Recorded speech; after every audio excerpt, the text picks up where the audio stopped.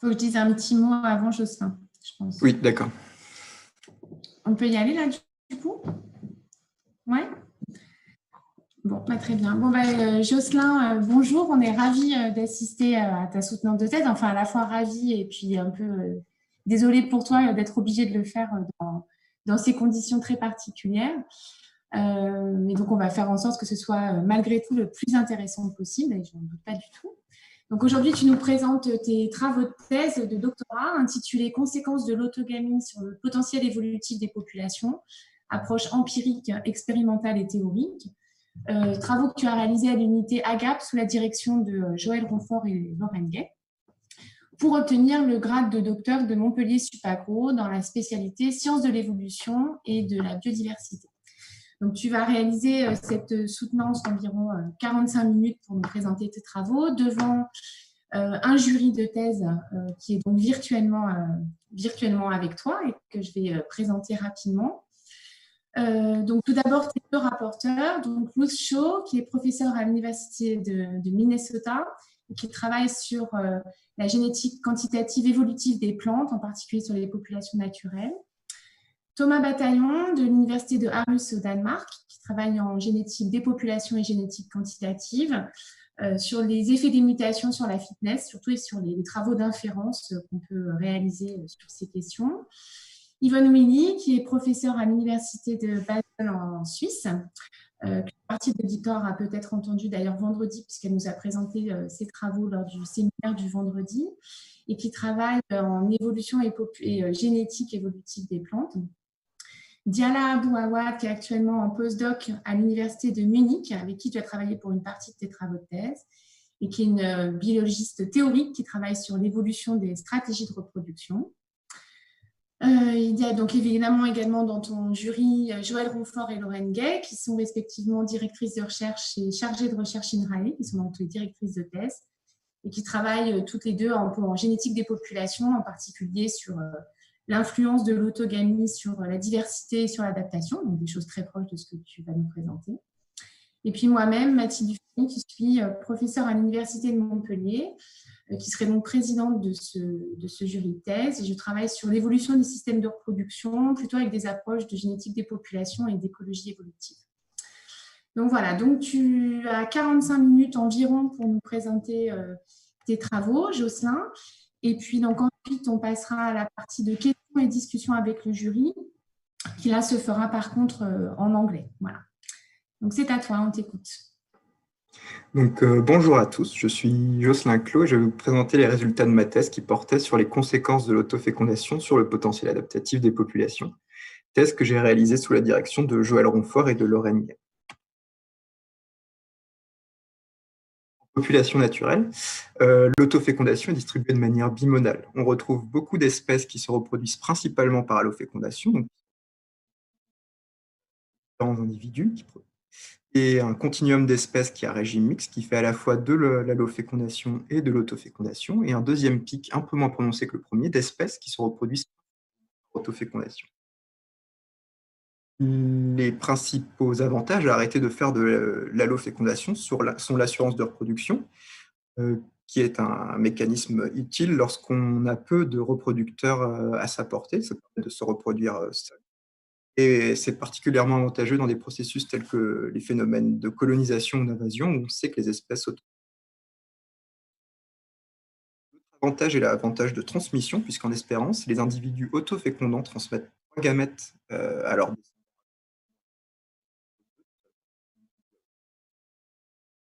Et enfin, le dernier avantage est la purge des allèles délétères, que l'autofécondation permet de mettre ces allèles à l'état homozygote et donc de les exprimer à la sélection. Néanmoins, malgré ces avantages importants à court terme, les espèces qui sont principalement autofécondantes ne sont pas surreprésentées. Environ 15% seulement des espèces animales et végétales se reproduisent principalement. On connaît surtout des transitions unilatérales de l'allogamie vers l'autogamie, ce qui a laissé penser que l'autofécondation était une voie sans issue, et une fois qu'on y était, on ne pouvait plus faire machine arrière. Et enfin, récemment, Goldberg et collaborateurs ont montré chez la famille des Solanacées que les espèces qui étaient autocompatibles, donc capables de s'autoféconder, avaient des taux de diversification négatifs dus à des taux d'extinction très élevés. Et donc, les avantages à court terme associés à l'autofécondation, les avantages à court terme, oui, pardon, associés à l'autofécondation, soient contrebalancés par des désavantages à long terme qui font que l'autofécondation a longtemps été pensée comme un cul-de-sac évolutif. C'est un qui est toujours débattu. Et les principaux mécanismes pour tenter d'expliquer ce cul-de-sac évolutif sont les suivants. La première hypothèse est l'hypothèse de la fonte mutationnelle. L'autofécondation, du fait du tirage non indépendant des gamètes pendant la phase de reproduction, les événements de sélection d'arrière-plan et d'autostop qui sont plus forts du fait du taux de recombinaison efficace plus faible, et les événements démographiques les plus fréquents, on s'attend à avoir une taille efficace des populations plus petites en autofécondation allogame.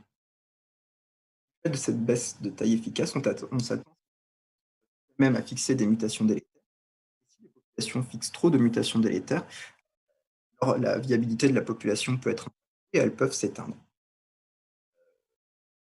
Empiriquement, le groupe d'Yvonne Willy a montré que ce processus de fonte mutationnelle était empiriquement chez Arabidopsis lyrata, où ils ont montré que le fardeau de dérive était plus important chez les populations autogames de lyrata par rapport aux populations qui sont ou un régime mixte. Néanmoins, d'autres études menées à l'échelle des triticés ou des comparaisons entre escargots d'eau douce, principalement le fécondant ou autofécondant, n'ont pas réussi à montrer de relâchement de la pression de sélection ou d'effets négatifs de la pression de sélection. L'autre grande classe de modèles qui a essayé de regarder pourquoi les modèles qui font l'hypothèse que les populations autogames sont moins à même de s'adapter à des changements environnementaux par rapport aux espèces autogames. Et deux grandes classes de modèles ont étudié l'adaptation entre contrastes autogames et autogames. Ce sont les modèles d'adaptation à partir de nouvelles mutations ou les modèles d'adaptation à partir de la variation génétique qui existe au sein des populations. Pour les modèles d'adaptation à partir de nouvelles mutations, Glemin et Ronfort ont montré que les populations autogames ont plus de chances de s'adapter à un changement environnemental si les mutations qui permettent de s'adapter sont récessives, puisque, comme je l'ai dit tout à l'heure, l'autofécondation permet de mettre ces mutations à l'état homozygote, de les exprimer à la sélection, d'augmenter sa probabilité de fixer. Alors que les espèces allogames à même de s'adapter lorsque les mutations sont dominantes, puisque en régime allogame, les mutations dominantes entraînent une variance de fitness plus élevée à faible fréquence. Même Glemin et Ronfort ont montré que si la mutation qui permet de s'adapter à un changement environnemental est initialement neutre ou délétère avant le changement environnemental, on s'attend à avoir un effet négatif de l'autofécondation. Si la mutation est neutre du fait de la taille efficace faible, les populations ont plus de chances de perdre l'allèle avantageux. Si l'allèle est initialement délétère, la purge plus efficace, on a aussi plus de chances de perdre la mutation avant le changement environnemental. Ce modèle est un modèle monolocus, alors qu'on sait que la plupart des traits adaptatifs quantitatifs sont. Et les modèles théoriques ont montré que dans des modèles polygéniques, la recombinaison associée à l'autofécondation a des effets majeurs sur les interactions à prendre en compte pour comprendre la dynamique des populations autogames. Les modèles théoriques utilisent tous le même cadre théorique. Ils modélisent un ou plusieurs traits sous sélection stabilisante, l'optimum phénotypique, et la fitness d'un individu dépend de la valeur de son trait par rapport à l'optimum phénotypique et de la force de la sélection stabilisante. La variance de la relation des modèles théoriques font l'hypothèse de pure additivité à l'échelle un locus donné. L'hétérozygote est toujours égal à la valeur intermédiaire des deux homozygotes. Pour principal effet de simplifier la résolution et de composer la variance génétique d'un trait en seulement une composante additive qu'on appelle la valeur additive. Et l'effet de l'autofécondation dans ces modèles est de jouer sur la valeur de variance génique en jouant sur les fréquences alléliques. Sont en espérance récessive, et donc l'autofécondation. Et l'autre effet de l'autofécondation est de faire varier la contribution de la variance génique à la variance génétique, puisque ces composantes sont calculées sous hypothèse. L'autre composante de ces modèles sont les interactions entre locus. Si à deux locus donnés, on a des mutations qui ont des effets inverses sur le phénotype, pour permettre au phénotype de rester proche de l'optimum phénotypique, on s'attend à ce que ces allèles soient en déséquilibre de liaison, et le principal effet de l'autofécondation est de pouvoir maintenir ces associations entre locus. Du fait de ces différents mécanismes, on s'attend à l'équilibre mutation-sélection des autogames maintiennent moins de diversité génétique. Néanmoins, empiriquement, très peu de preuves que cette relation existe. Le seul résultat significatif venait d'une étude des Charles Schwartz et qui trouve un effet positif du taux d'allogamie sur le et le système de faible part de la variance. Et d'autres méta-analyses qui ont cherché la même corrélation n'ont pas trouvé de signal significatif. Les collaborateurs précédemment. Une hypothèse forte de ces modèles est qu'on a une architecture purement additive du trait à l'échelle phénotypique, alors qu'on sait que pour beaucoup de traits, on a des relations de dominance entre les allèles. Et dans ce cas très précis, et la décomposition de l'autofécondation fait qu'on ne transmet pas que la valeur additive en espérance à son. On transmet la valeur génotypique entière. Donc, en plus des valeurs additives, on transmet les déviations de dominance qui existent entre un génotype et entre une valeur additive et génotypique d'un. Ce qui fait qu'en plus de la variance génique, pour les populations autofécondantes, pour pouvoir prédire la capacité de réponse, il faut prendre en compte la variance de ces effets de dominance à l'état homozygote, à la descendance, et la covariance entre l'effet allélique d'un allèle et sa déviation de dominance n'est plus indépendante. Et le terme de covariance, lui, mais à nouveau, les principaux effets de l'autofécondation de ces modèles est de jouer sur la fréquence des allèles et sur la construction donc, du terme, puisqu'on mixit. Néanmoins, tous ces nouveaux termes de génétique quantitative sont rarement estimés. Ça demande des plans de croisement qui sont très compliqués, et théoriquement, ça complexifie beaucoup la résolution analytique des. Au cours de ma thèse, j'ai voulu m'intéresser de manière plus précise à l'effet de l'autofécondation sur le potentiel évolutif des espèces. Pour cela, j'ai d'abord cherché à voir si on pouvait confirmer les attendus mathématiques de la relation autofécondation-variant génétique en utilisant des jeux de données plus conséquents. Dans un deuxième temps de ma thèse, je me suis intéressé aux covariances génétiques et comment elles pouvaient accélérer la réponse à la sélection des populations autogames.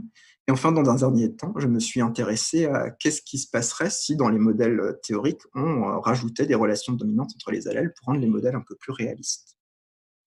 Du coup, le premier chapitre de ma thèse, qui est publié dans Evolution, a cherché à confirmer dans un premier temps la relation négative qu'on attend entre le taux d'autofécondation et la variance additive d'un caractère. Et dans un deuxième temps, j'ai essayé de voir si, à partir des données que j'ai récoltées, est-ce que je pouvais regarder si l'autofécondation avait un effet sur moins biaisé du potentiel adapté. Pour cela, nous avons réalisé une méta-analyse de. Excuse-moi, Josselin, je te coupe, je suis désolée. Oui. Ton son coupe par moment et on est plusieurs. Je pense que donc ça doit venir de toi parce qu'on est plusieurs à l'entendre. Est-ce que tu auras un casque avec un micro peut-être? Non, j'en ai pas. Casque ou un autre C'est bon. système audio?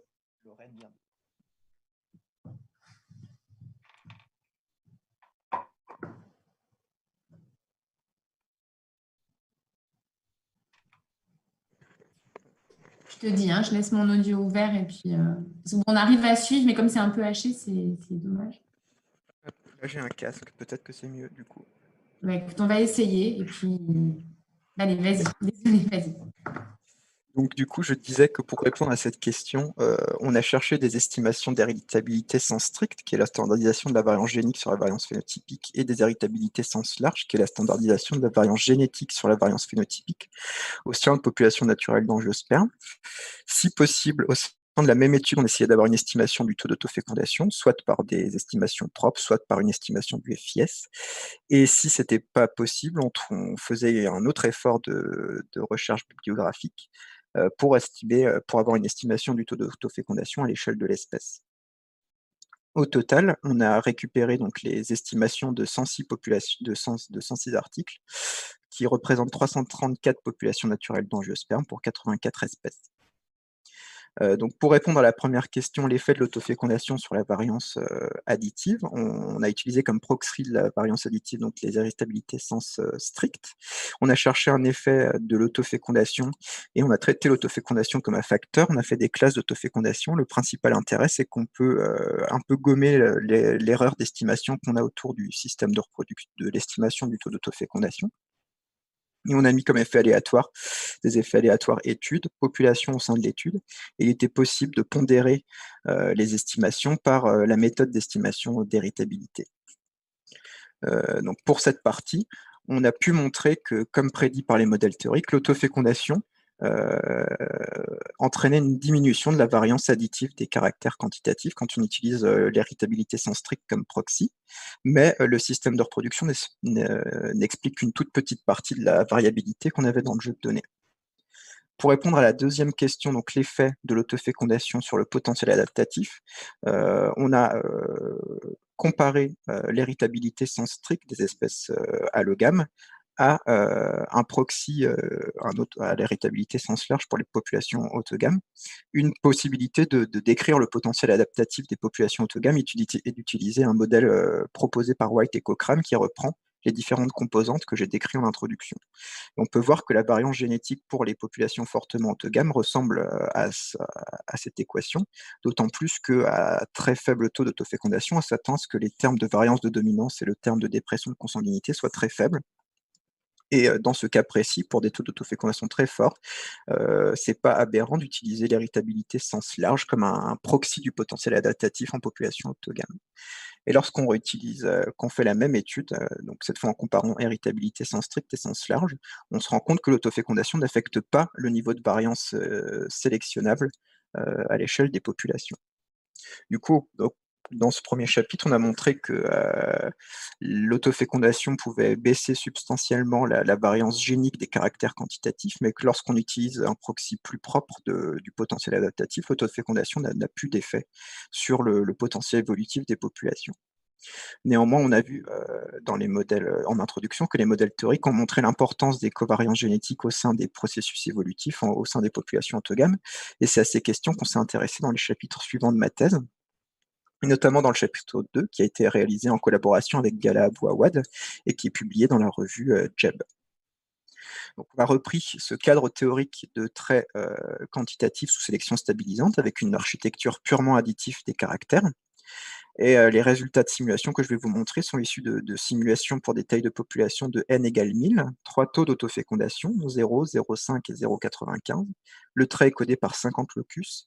La force de sélection est forte.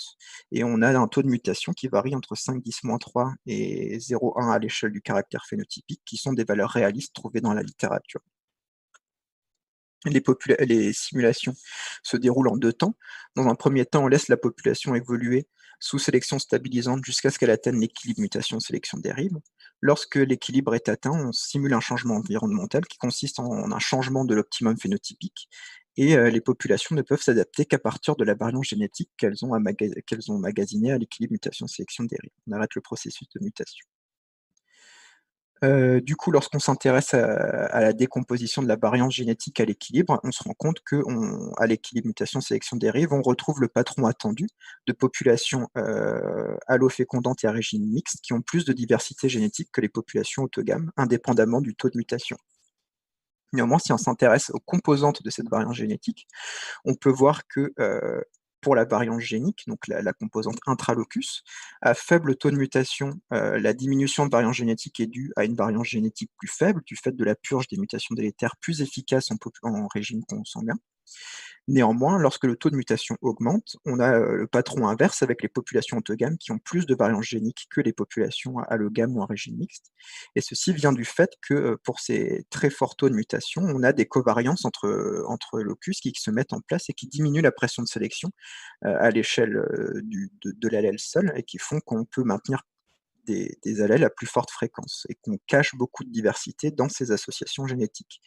Et cette variance cachée, on a voulu s'intéresser à comment elle pouvait aider à l'adaptation, et c'est le cas dans la deuxième phase de simulation. Donc là, on va présenter les résultats quand l'optimum a changé.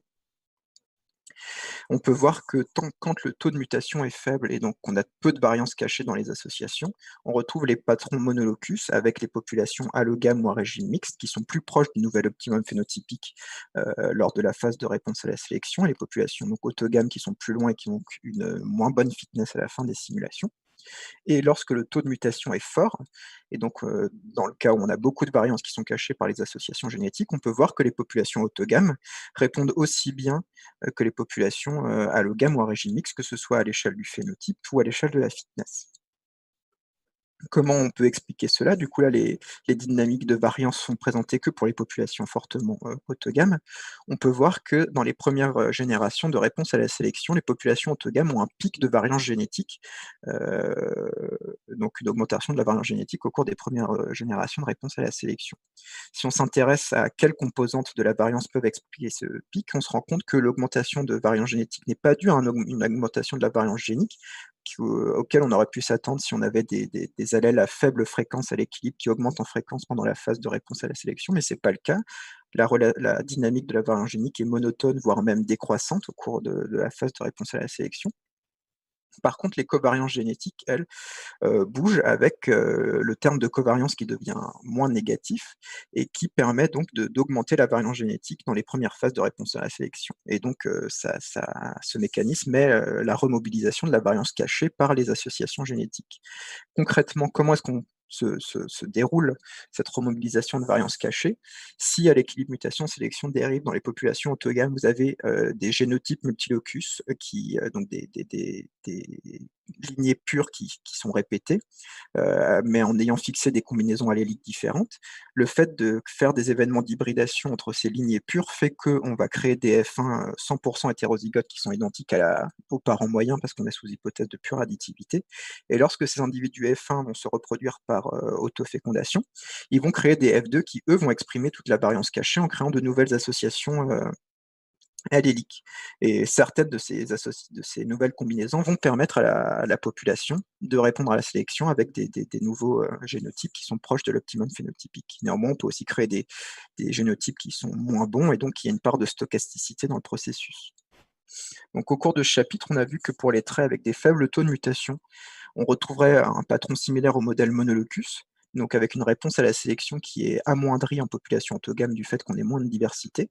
Mais lorsque le taux de mutation pour le trait est haut, on peut cacher beaucoup de diversité avec les associations génétiques, et ces associations peuvent être cassées par le résidu d'allogamie, ce qui permet de répondre à la sélection de manière efficace et aussi bien que les populations allogames ou à régime mixte.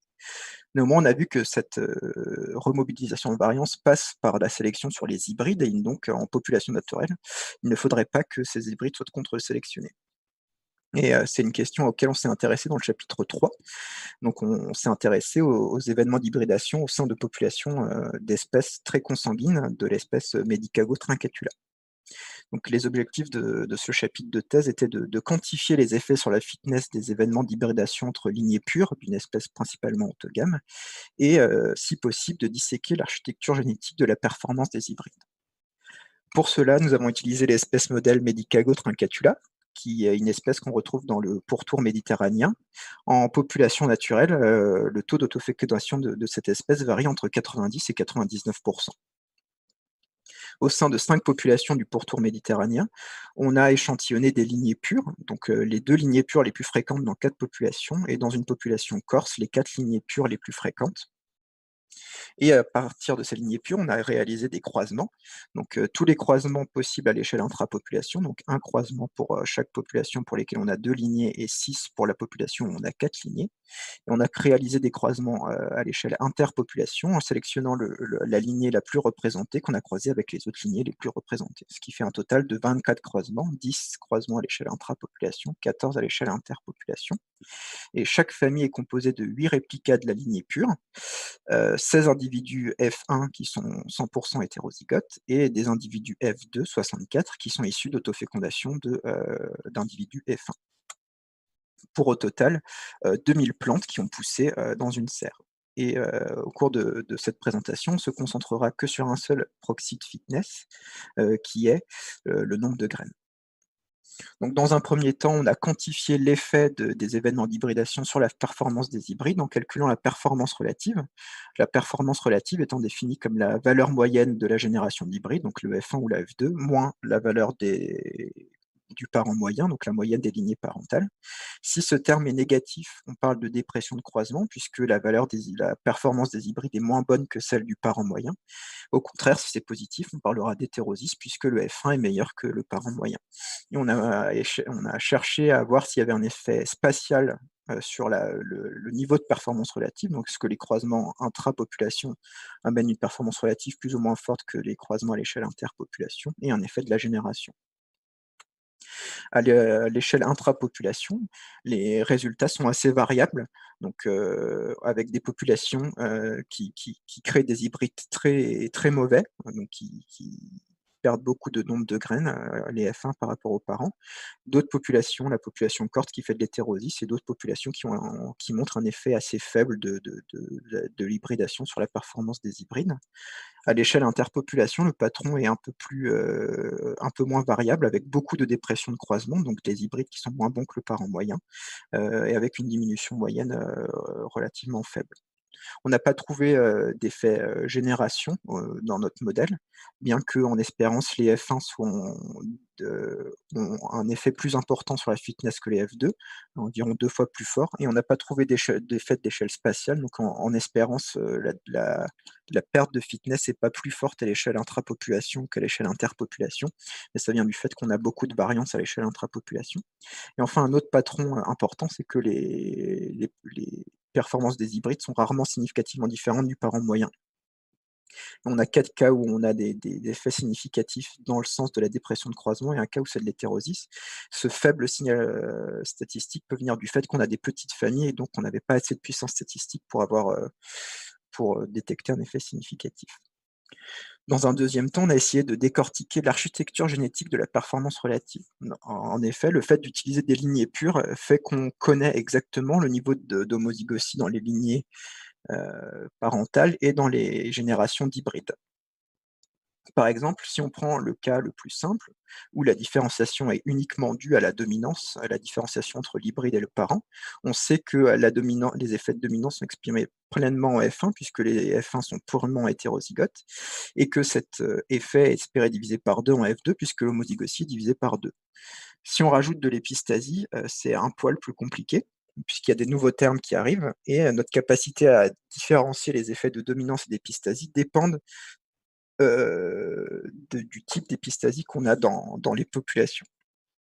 Si on a des incompatibilités qui sont partiellement récessives, donc avec l'effet de l'épistasie qui dépend de si les locus épistatiques sont homozygotes ou hétérozygotes, on voit ici que donc, quand la dominance explique tout, on a notre valeur 0,5 seuil, donc qui est le fait que l'hétérozygosie est divisé par 2, et plus la force de l'épistasie est forte par rapport à la force de la dominance, plus l'écart entre le F1 et le F2 par rapport au parent moyen dévie de cette valeur seuil de 0,5. Et donc, si l'épistasie est très forte par rapport à la dominance, on pourrait discerner les effets des deux mécanismes. Néanmoins, si les incompatibilités épistatiques sont purement dominantes, donc l'effet sur la valeur du trait est indépendante de l'état homozygote ou hétérozygote des locus sous incompatibilité, on voit que là, par contre, on a beaucoup de mal à différencier l'écart des hybrides par rapport aux parents, indépendamment de la force de l'épistasie par rapport à la dominance, puisqu'en fait, ce ratio est borné entre 0,5, le cas où c'est la dominance qui explique tout, et 0,56, un cas où l'épistasie est très forte par rapport à la dominance. Et donc, si les incompatibilités sont purement dominantes, on ne peut pas distinguer statistiquement une déviation des hybrides qui serait due soit à de la dominance, soit à de l'épistasie. Ce qui est dommageable puisque pour les caractères qu'on a étudiés dans cette étude, la plupart des valeurs de famille sont proches de 0,5 et donc dans cette gamme de valeurs où on ne peut pas distinguer l'effet de la dominance et de l'épistasie. Néanmoins, on a quand même réalisé un modèle statistique pour essayer de discriminer à quoi était due la valeur des hybrides lorsqu'on avait des familles significatives, donc les 5 familles dans lesquelles on avait un effet significatif. On a décortiqué la variance phénotypique en effet additif, donc qui s'exprime entre les lignées parentales, en effet de dominance qui est exprimé pleinement en F1 et qui est divisé par 2 en F2, sachant que si on ne peut pas distinguer du coup l'épistasie de ce modèle lorsque l'épistasie est dominante, et un cas où on a de l'épistasie récessive avec de l'épistasie qui s'exprime très peu en F1 et qui s'exprime pleinement en F2. Et du coup, pour les 5 familles où on a eu un effet significatif, on a pu voir que dans 3 familles sur 5, la dépression de croisement était due à un effet négatif de la dominance. Dans une famille, on a l'hétérosis qui s'explique par de l'épistasie récessive. Et dans une famille, on a un modèle plus compliqué où la dépression de croisement s'explique par un effet négatif de la dominance et de l'épistasie qui restaure de la fitness dans les F2. Donc, dans ce chapitre, on a montré qu'en espérance, les conséquences d'hybridation entre des lignées pures étaient faiblement délétères, et qu'il y avait des effets non additifs de gènes qui causaient la déviation des hybrides par rapport aux valeurs moyennes des parents. Et la dernière, donc il faut intégrer ces effets non additifs dans les modèles théoriques qu'on a vus en introduction. Et ça a été ce que j'ai fait dans le chapitre 4, que j'ai réalisé en collaboration avec Øystein Opdal de l'université de Lund, dans lequel donc on a repris ce cadre théorique de modèles sous sélection stabilisante, de traits quantitatifs sous sélection stabilisante. Les résultats de simulation que je vais vous présenter sont issus de populations de taille égale 1000. Le taux d'autofécondation varie entre 0 et 1. Le trait est toujours codé par 50 locus sous forte sélection stabilisante et on se concentrera cette fois-ci sur un seul taux de mutation qui est 5-10-2 à l'échelle du caractère phénotypique. Donc cette fois dans ce modèle, on a gardé comme modèle témoin un cas où l'architecture est purement additive et on a contrasté ces résultats avec un modèle où il y a de la dominance et où l'hétérozygote est égal au plus grand des 2 homozygotes au locus donné. Et on s'intéressait à 2 questions. Dans un premier temps, est-ce que les nouveaux termes qui contribuent au potentiel évolutif des populations consanguines dans ces modèles, est-ce qu'ils contribuent significativement à la variance génétique du caractère quantitatif qu'on modélise? Et si oui, comment est-ce qu'ils affectaient la réponse à la sélection et comment est-ce qu'ils affectaient notre capacité à prédire la réponse à la sélection au régime consanguin? Donc à nouveau, les simulations se sont déroulées en 2 temps. On laisse la population évoluer jusqu'à l'équilibre mutation-sélection-dérive comme dans le modèle 1 et comme dans le premier modèle, on simule aussi un changement environnemental, sauf que cette fois, on ne regarde qu'une génération de réponse à la sélection. Donc d'abord, si on s'intéresse à la décomposition de la variance génétique, donc dans le cas purement additif, on retrouve l'attendu que la variance est seulement expliquée par la variance génique et les covariances entre locus. Lorsqu'on a de la dominance, en revanche, les nouveaux termes qui contribuent au potentiel évolutif deviennent significatifs, notamment pour les populations qui sont très fortement consanguines. C'est le cas de la variance de dominance, des effets purement des déviations de dominance à l'état homozygote, qui ne contribuent que pour les populations qui sont très fortement consanguines. L'autre terme, le terme de covariance entre effets additifs et de dominance des allèles, est lui fortement négatif, donc on s'attend à ce qu'il diminue la capacité de répondre à la sélection et contribue pour des taux d'autofécondation un peu plus intermédiaires. Les autres patrons intéressants dans le modèle avec dominance sont que on a une diminution de la variance génique en régime allogame comparé au modèle avec pure additivité et les covariances génétiques entre locus sont également plus faibles dans le modèle avec dominance et ne contribuent que pour les taux d'autofécondation très forts. Donc un des premiers résultats était de voir que lorsqu'il y a de la dominance, la composition de la variance génétique est modifiée et les nouveaux termes contribuent significativement au potentiel adaptatif. Lorsqu'on s'intéresse cette fois à la capacité des populations à répondre à la sélection, donc le changement de fitness qu'on observe là, c'est la fitness au temps T après une génération de sélection, moins la fitness qu'on avait à l'équilibre mutation-sélection-dérive.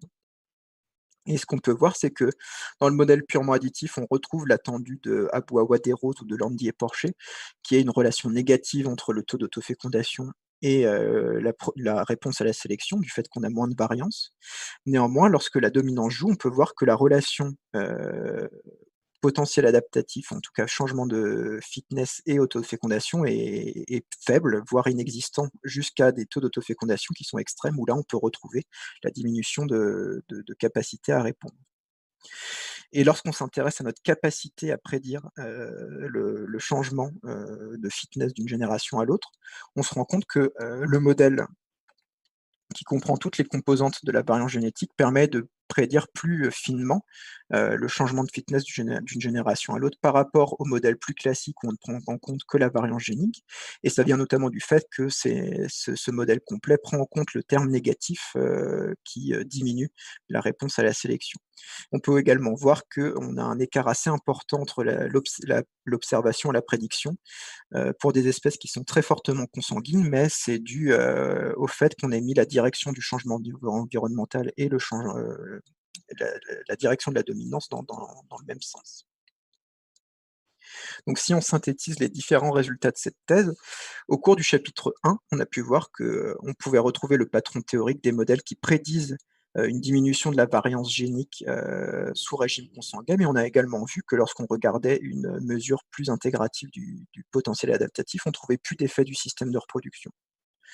Au cours du chapitre 2, dans un modèle purement additif, on a pu montrer que les variances génétiques et les covariances génétiques qui se créent sous régime consanguin peuvent augmenter la réponse à court terme des populations, si le taux de mutation est fort notamment. Si le taux de mutation est faible et qu'on a peu de variance cachée, en revanche, on retrouve les patrons monolocus avec l'autofécondation qui est désavantageuse par rapport au régime allogame. Et au cours du chapitre 3, on a vu que la remobilisation qui doit passer par les hybrides est possible en population naturelle, puisque chez Medicago trincatula, on a vu que ces événements de recombinaison entre lignées pures étaient faiblement délétères. Et on a également montré qu'on avait une architecture non additive des gènes, qui, lorsqu'on les intègre dans les modèles de sélection stabilisante, font que les nouveaux termes de la variance génétique contribuent significativement au potentiel évolutif, et qu'on pouvait retrouver le résultat du chapitre 1, avec un faible effet de l'autofécondation sur le potentiel évolutif tant que le taux d'autofécondation n'est pas extrême.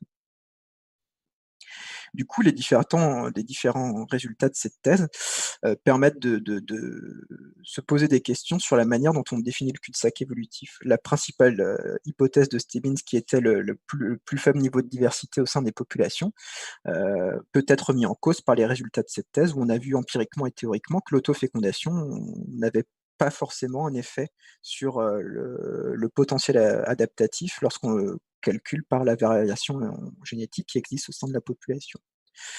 Je suis également en train de montrer, dans un modèle de simulation, qui est le modèle du chapitre 4 qu'on modifie pour que l'adaptation ne fasse qu'à partir de nouvelles mutations. Dans ces simulations, je suis en train de montrer que les populations autofécondantes répondent toujours au moins aussi bien que les populations allofécondantes, indépendamment du niveau de dominance des mutations. Et enfin, on a vu en introduction qu'un autre mécanisme possible était la fonte mutationnelle, mais il faut plus de preuves empiriques pour pouvoir dire fortement que c'est un processus qui joue principalement sur le patron d'extinction plus fréquent des populations autogames.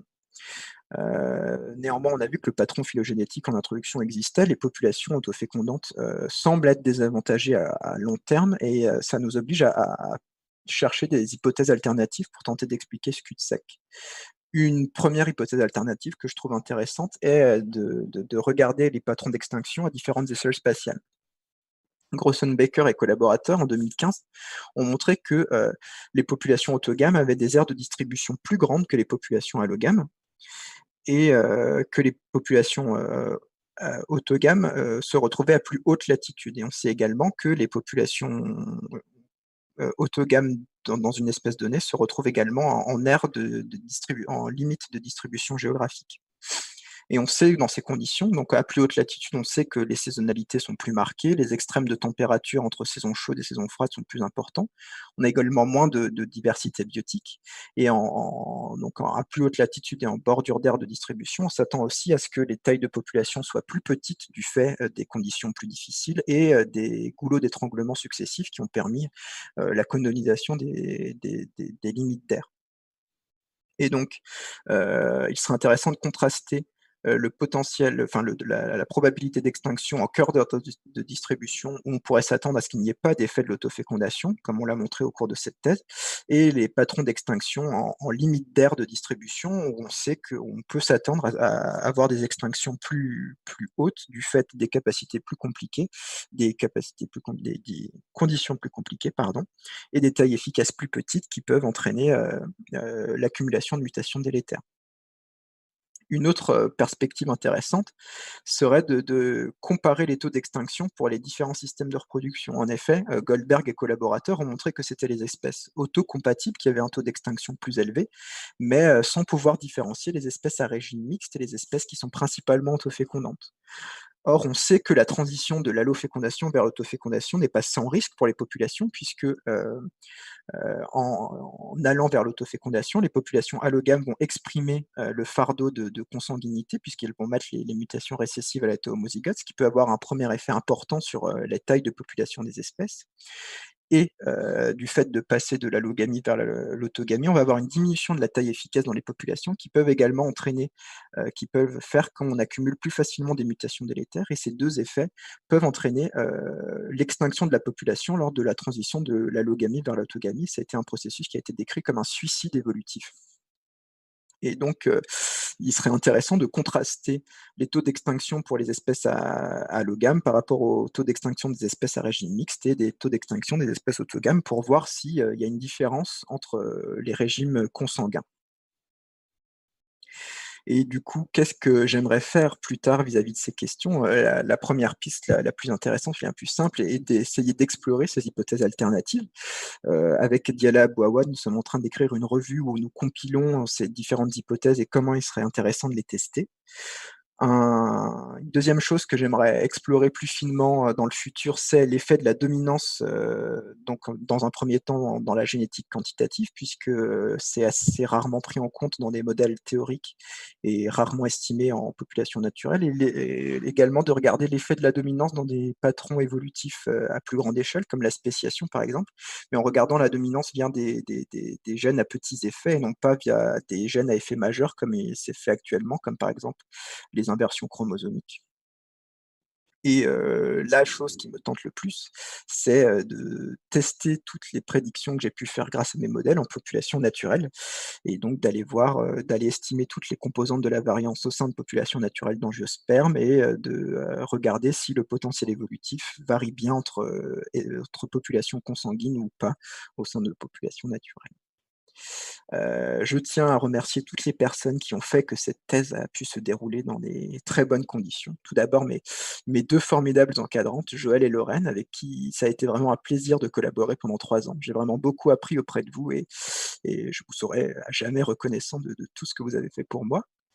Je tiens à remercier les différents collaborateurs avec qui j'ai eu des interactions proches pendant cette thèse, Diala et Houston qui ont participé à l'écriture de chapitres de cette thèse, Matthew Hartfield et Jacqueline aussi qui ont collaboré plus loin, mais avec qui ça a toujours été un plaisir de discuter.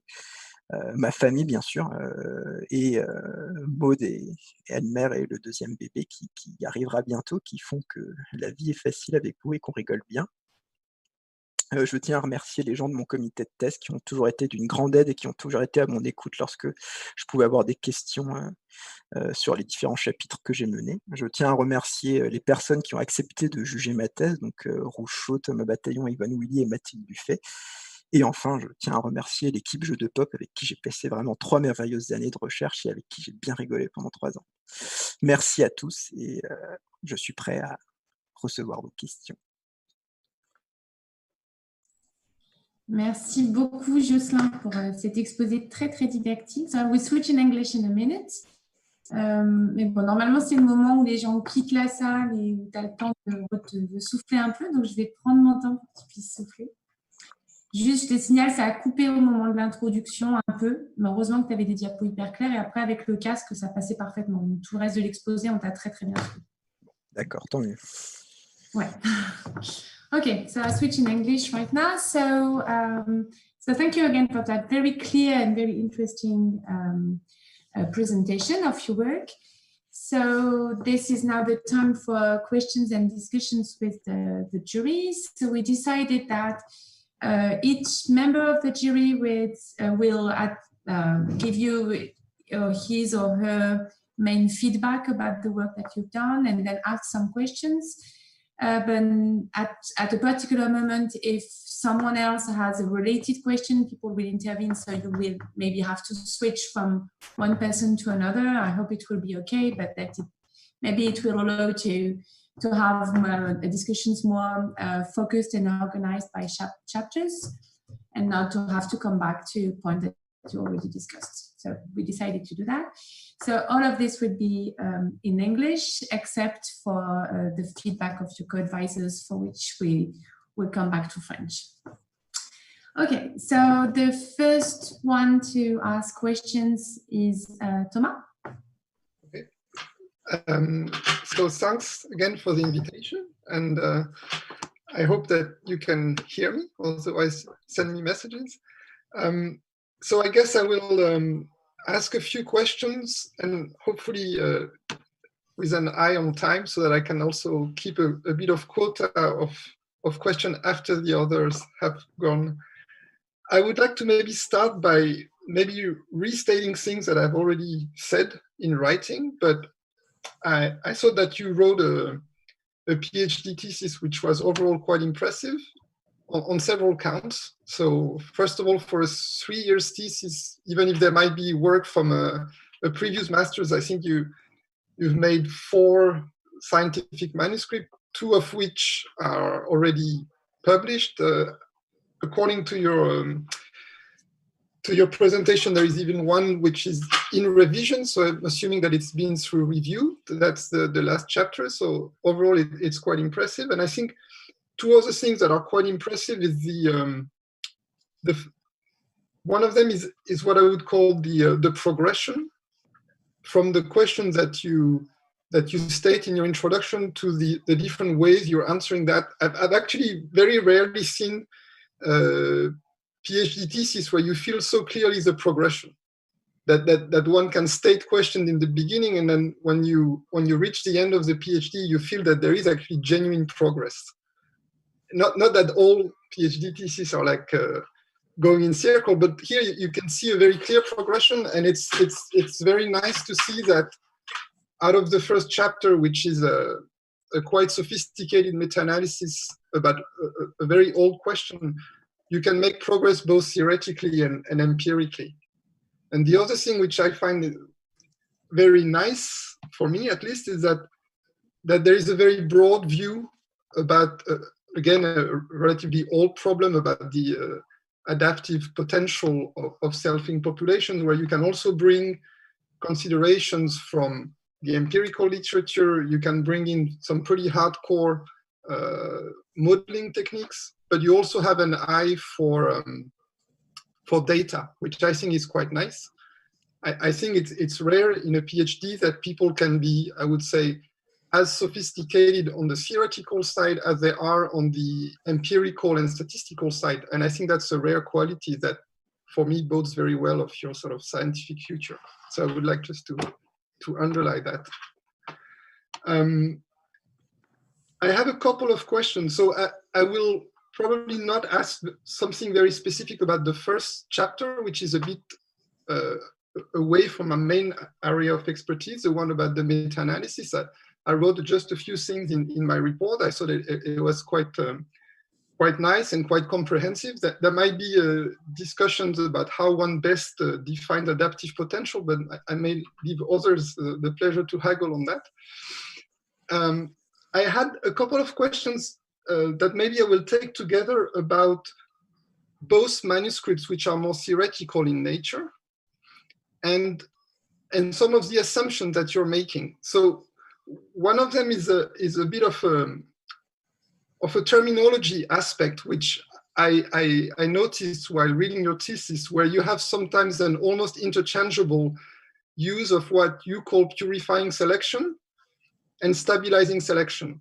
And so I made the point in my writing report that I felt that there was a little bit of a paradox there, but then trying to think further about the hypothesis that you made to analyze those models, I thought that there was maybe a broader interesting discussion to have about the assumptions of your model. So in order to dissect what's going on, you've made some simplifying assumptions which are perfectly respectable, but one of them is that you have a quantitative trait which is under stabilizing selection.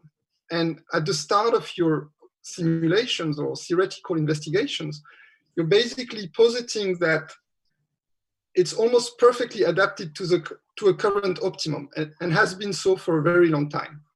And because of that, any mutation is by essence deleterious. So all of and that's also in a way justifies what I thought was kind of a little bit paradoxical, which is even if it's stabilizing selection, then you're also talking about purifying selection because you're at the optimum, any mutation will be something that you want to remove from the population. And here, mating system has an impact. And then you have an environmental change. And then some of the variants that were still persisting in the population can be remobilized and redistributed. And then you're making a number of investigations, both under a purely additive model and a dominance model. And one of the interesting conclusions is that, in a way, the selfers are not as such a big disadvantage. And so I was wondering what you think about the hypothesis that you are initially at the mutation selection drift equilibrium, and that you're essentially perfectly adapted to start with. Would your conclusion change a bit, or would they actually not change at all? And what is your intuition if population were actually not at the equilibrium, but slightly lagging behind? So if you were starting your simulations in populations that are not completely perfectly adapted, but sort of with some level of maladaptation to start with, which might be expected anyway, because optimums may change a bit all the time. Yes, so for the first part, the fact that we choose to simulate population at equilibrium is because all the mathematical predictions are made because population are close to the first phenotypic optimum, and so to be able to compare our simulation results to the mathematical expectations we have, we choose to maintain this hypothesis. What would happen if population are not adapted in the first step?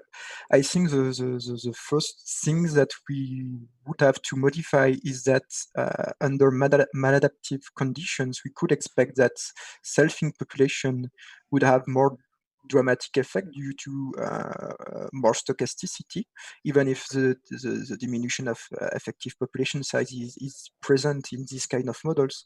Maybe we would have to simulate smaller populations for selfing population to compare with biggest population for outcrossing or mixed mating ones.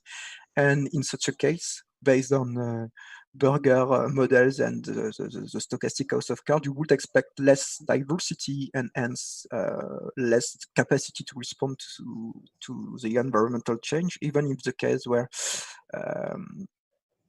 genetic association are present or not. So I think that's the main effect if we simulate maladapted population would be that we will have less capacity to respond in selfing populations compared to our simulation where all is going well in the first part of the simulation, probably. Okay. And I was wondering also about the, so you have a consistent choice, which is that you assume always 50 loci which are perfectly recombining. Yeah. So do you also have a sense for how strong how strongly do your result depend on those types of assumptions? Like if you were to distribute the variation across more loci, would you get something quite different, or Or is it sort of an effective number of loci where if you have more loci, they would be linked anyway? So, I mean, what's your view on that? We simulated population with more loci, but by maintaining the hypothesis of Fourier recombination. In such a case, the level of variance is not affected. But in the case where you have the same number of loci, but with physical linkage disequilibrium, if the linkage is not too strong, you maintain the same results, but the remobilization is more stochastic because you will have more time to create the new haplotypes, allowing you to respond to selections. But we try this, and it does not change our conclusion. So we did not include the results in the manuscript in order to maintain something clear for people that will read the paper. Okay.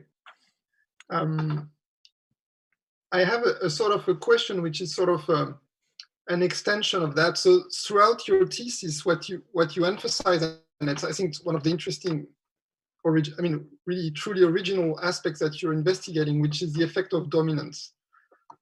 And as you say, well, when you start to mix dominance and departure from random mating, then sort of trouble happens on various levels. And I think you're quite good at tackling that, and I think you're technically quite proficient at doing that.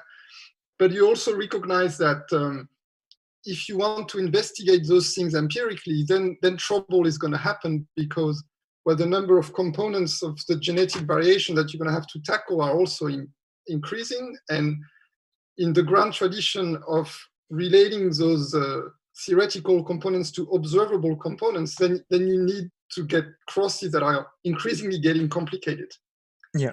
So I have a bit of I guess I'm curious about what's your view about how much genomic information might be useful in that respect. So there is at least two respectable, highly selfing plants, which are Arabidopsis and Medicago truncatula. Medicago truncatula being the one you've dealt with also empirically, for which there is actually a very large amount of genomic information now available. So if you were in a world which is not far away, where you could actually have genome-wide information about the individual that you have in your crosses, then in principle, you can also estimate relatedness through that genomic information, right? So you don't have to rely purely on who's been crossed with whom. So that's kind of the spirit of what I would call traditional quantitative genetics, which were done and developed in the absence of genomic information. And there's been a lot of success. But if you were to posit that you can have access to that type of genomic information, do you see that there is actually the ways ahead in terms of estimating those components? Or have you thought about how much this information would be useful actually for you? First, in terms of model species, the fact that, in fact, estimating these new components is easier in predominantly selfing species. If you use the Kelly's framework to estimate all the components, the easiest way to use pure lines, because they are fully homozygotes. Yeah. And hence, even for Arabidopsis and Medicago, I think the easier way is to make crosses. But you have to increase the number of individuals you have in your crossing chain to have enough power to have precise estimates of each component of the variance. And I think with genomic data, we could have information about what occurs at within loci scales, but using the phenotypic variance allow to correct additive and dominant variance for Bulmer effect, because each multilocus genotypes of selfing populations can be considered as an allele. And in fact, the different components you will estimate will be more precise to infer the capacity to respond compared to something more precise at the within loci scale. With genomic data. So it's hard to choose what would be the better between phenotypic and genomic estimations, notably for the model species we have, because they are already highly selfing species. Okay. So I was curious, I guess, in the context of your empirical study, the one that you reported on inbreeding or outbreeding, outbreeding depression or heterosis. So in principle, if you had the sequence of all those inbred lines that were the parents of your different F1 and F2 hybrids, you could actually count as you go along the genome by how many mutation they differ. And in principle, you could also, using some measures that are becoming very popular about the expected functional effect of those changes, for instance, at if you have mutations that are changing the amino acid sequence, you have a lot of computational methods called polyphen or SIFT or God knows what, which makes prediction about the functional effects of those changes. So in a way, you could have an independent covariate for those crosses, which would be at how many loci in the genome do you have alleles that may affect fitness because of those functional effects.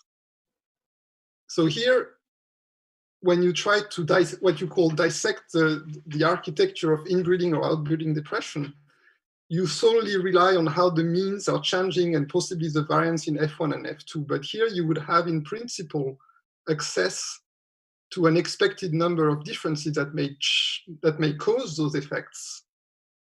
So would that, in your opinion, open up for more tests of the models that you were putting forward? I mean, recognizing also that testing those models is actually very hard. You said yourself, if you only have phenotypic information, there are many things that basically you cannot distinguish. Yeah, and it was the limits of the chapter 3 is that we are able to say, okay, differentiation is due to epistasis or dominance, but for example, if it is dominance, is it due to major effect loci, for example, chromosomic rearrangement, or the cumulative effect of a large number of loci with small effect? And yes, in that case, the dominant genomic analysis would help to have more precision about what is due to what. In fact, it will depend on what you want to know. If you want to have the genetic architecture of the traits, genomic data will allow you to have a more idea of what is really happening. If you want to have a predictive, if you want to make predictions, I think using phenotypic data is probably more accurate than looking at each loci individually. Just what you want to know. I was curious. So in your presentation, you were showing that you made a model where you showed those kind of complicated Dobzhansky-Muller incompatibilities, where you had different levels of dominance or epistasis in those incompatibilities. And as you said, you can tweak the model so that in some parameter space you will have an effect. In others, it will be very hard to distinguish. But in a way, the values that you can choose for that particular model, they are relatively arbitrary, right? You can choose, say, I want this or I want that. I was wondering to which extent you can also use the stabilizing selection model you've used in the last chapter to make predictions about that. Because here you have a trait with a predefined genetic architecture and a mapping from phenotype to fitness, which is your stabilizing selection. And this model induces also some specific values, right, for the parameters of an epistatic model. I mean, is it conceivable to use the prediction of that stabilizing selection model with dominance to actually make prediction about which values would be realistic? Or is that, in your mind, two separate models? No, we had to add epistasis in a model with additivity and dominance, which sounds like hell. But so maybe I missed the point, but my idea was, and maybe that's where I'm wrong, but even if you have only additivity and dominance for the trait, the mapping of trait to fitness will induce some epistasis. Yeah. So you could also, based on that model, say, given a certain level of adaptation or maladaptation relative to the optimum, here is how much I predict in terms of epistasis. No, AA or AD epistasis. Yeah. This is something that I performed in the very beginning of the chapters 3 with a model with only additivity and dominance on the phenotypic scales. And yes, using these methods, when you are looking at fitness, some epistatic terms arise, notably when the genetic differentiation among lines become important. So yes, I think using this kind of model could help to give to readers the powers, in which case you can distinguish dominance model with case where epistasis become an important component to consider or not. So yeah, yes, I think that further investigation of such models could be important, and I think it is already ongoing. I think to the Hilde-Schneemann paper that has been published recently in Evolution. So I think that incorporating dominance and epistasis into Fisher models are new things that are ongoing and that will probably help people in the future. Okay. I don't know how are you doing with time, Mrs. President? You took 20 minutes of questions. Okay, so then I think I'll stop for now. Okay. And then you come back. A bit of time if I may intervene on other questions, but thanks again. Thank you. Okay, so it's then Ruth done then?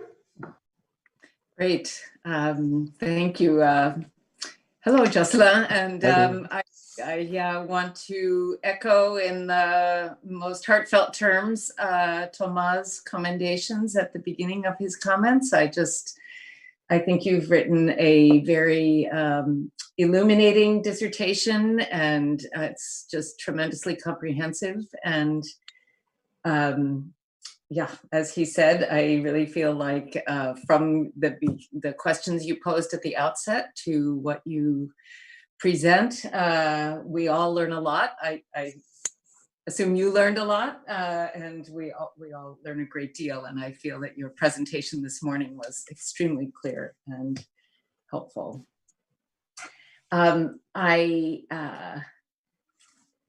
Let's see, I guess I will work through, I didn't chime in on any of Thomas' questions. I felt on each of the chapters, mine were a little bit different. So maybe we'll just begin again with chapter 1. And, but I certainly welcome anyone else to chime in as I go forward.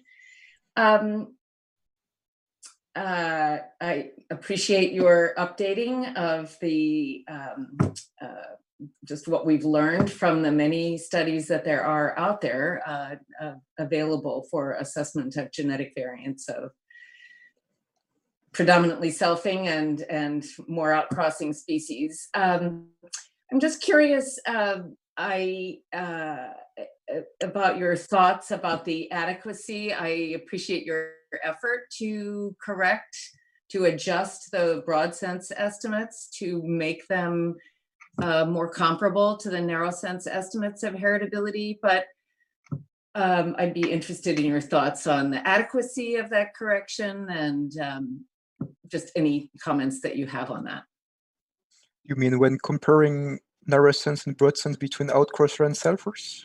Yes, exactly. And so you recognize that broad sense estimates are, we should expect them to be overestimates of the heritability in the narrow sense. And so you made an effort to correct them to make them more comparable, but I'm just curious about any thoughts you have about the adequacy or the once you've made that correction, how comparable those estimates truly are.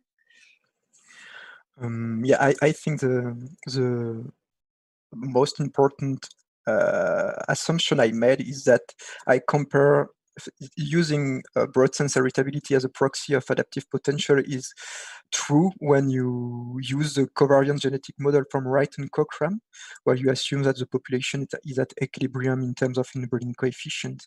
But Kelly's work has shown that when you have different individuals that vary in terms of inbreeding in the population, depending on of how inbred individuals are bad, this model can be very inaccurate. So there is no, I think John never applied his model in empirical data, and its model is very complicated to apply because you have to, in addition to have all the components of the genetic variance, you have to know the fitness of each cohort. So I think in chapter 4, we have shown that for traits under selection, inbreeding depression is very low, and one cohort model is could be accurate enough to predict the response to selection. So most of our traits are expected to be related to fitness, or at least to some extent for a lot of traits. So I hope that it remains something accurate enough to such that the conclusion remains valid. But we cannot forget that John Kelly's model has shown that in some conditions, this simplified equation could be wrong. So yes, and I should have, in posing my question, I should have made clear that you have the information that you have available, and I think you did the best you could with that information. The other aspect that concerns me that I don't think you mentioned in your response is, although I think you did acknowledge it in the manuscript, in the paper, is the confounding of effects of environment, common environment or maternal effects, or however we want to refer to them. So, from what you said, I would, and from my understanding, I don't believe that component would be addressed in your correction. Yeah, I have no way to take into account maternal effects or epistasis. So yes, epistasis should depend on the directionality of epistasis based on Thomas Hansen literature. You would expect that depending on the directionality of epistasis, selfing could have different effects. For maternal effects, yeah. Enough said. I just I appreciate your comments on that. Okay. And so moving on to chapter 2, I guess, and Thomas did raise this point about, and there was, you two have had some discussion about the linkage relationships of the loci, and I mentioned this in my written comments as well. But I'm curious about following up on the point about the dynamics of the adaptation, if there's a more realistic situation of the linkage between among all of the 50 loci that are contributing to the trait and fitness. So, and maybe just also referring to, I think this is the one, the figure 3 of that paper, where I was a bit surprised to see that even after just sort of 6-7 generations, the mean fitness, and this is at the high mutation rate, the mean fitness of the selfers exceeds that of the outcrossers. And maybe I overlooked it in the paper, but I don't think that you commented on that in detail in the paper, and maybe it's just your view that the mean fitnesses are so close together. Really, it's not a notable difference among those, but so maybe you can say a bit more about both of those aspects, how the dynamics would differ if there were more loci that actually were in linkage such that we wouldn't expect them to be linkage equilibrium to have disappeared so rapidly, and also those fitness relationships. Yeah. So for the first part, it is related to Thomas' questions. If you have more linkage in our simulation, we just showed that you have more variance around the dynamics. So for example, for the variance dynamics, you do not have a net peak. You have a big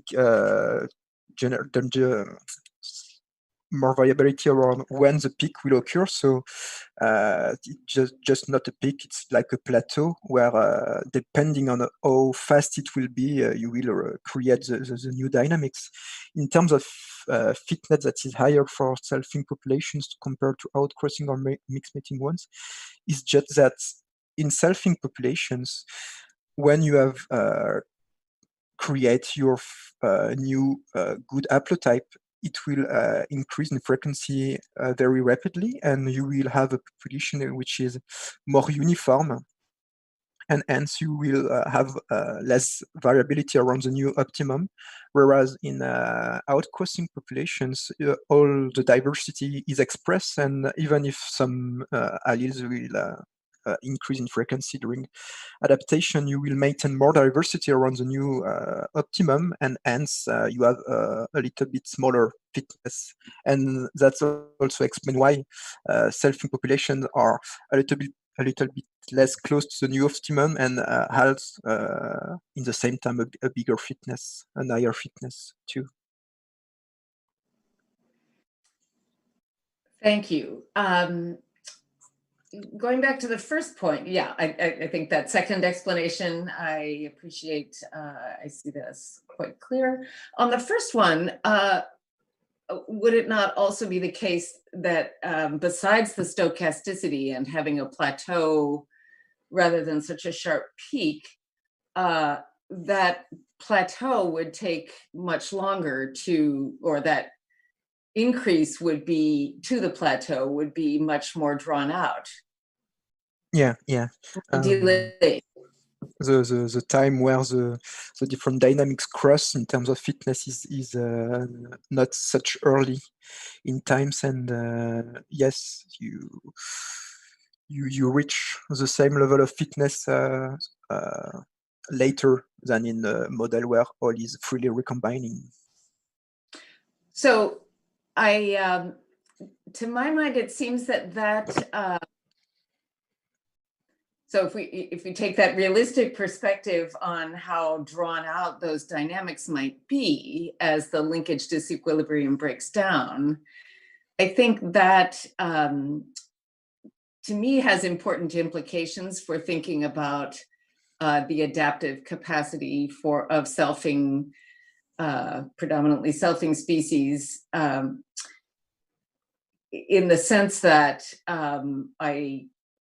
I take your conclusions that the adaptive capacity is there, but that to the extent that, say, with climate change, the rapidity of the change in the conditions, and in your models, of course, you've done an abrupt change. So, but how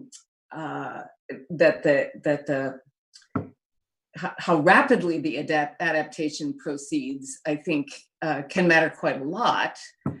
Perhaps also in the extinction considerations you get to later on. So anyway, just a point I think to keep in mind, that even though we acknowledge, and I think it's fascinating what you've found, that in the equilibrium sense, the adaptive capacity is, or the ultimate sense, or whatever, in the fullness of time, that the adaptive capacity is roughly comparable, that if it is in fact substantially slower, that itself could matter quite a lot. Yeah, notably if you would have introduced demography in the model, I think it would have changed a lot of things. Notably of how the new optimum is far from the first one. So yeah, I add demography in the simulation I presented in discussion for de novo mutations, but I did not test this demographic model for adaptation from standing variation yet. So it's very nice to hear. Let's see.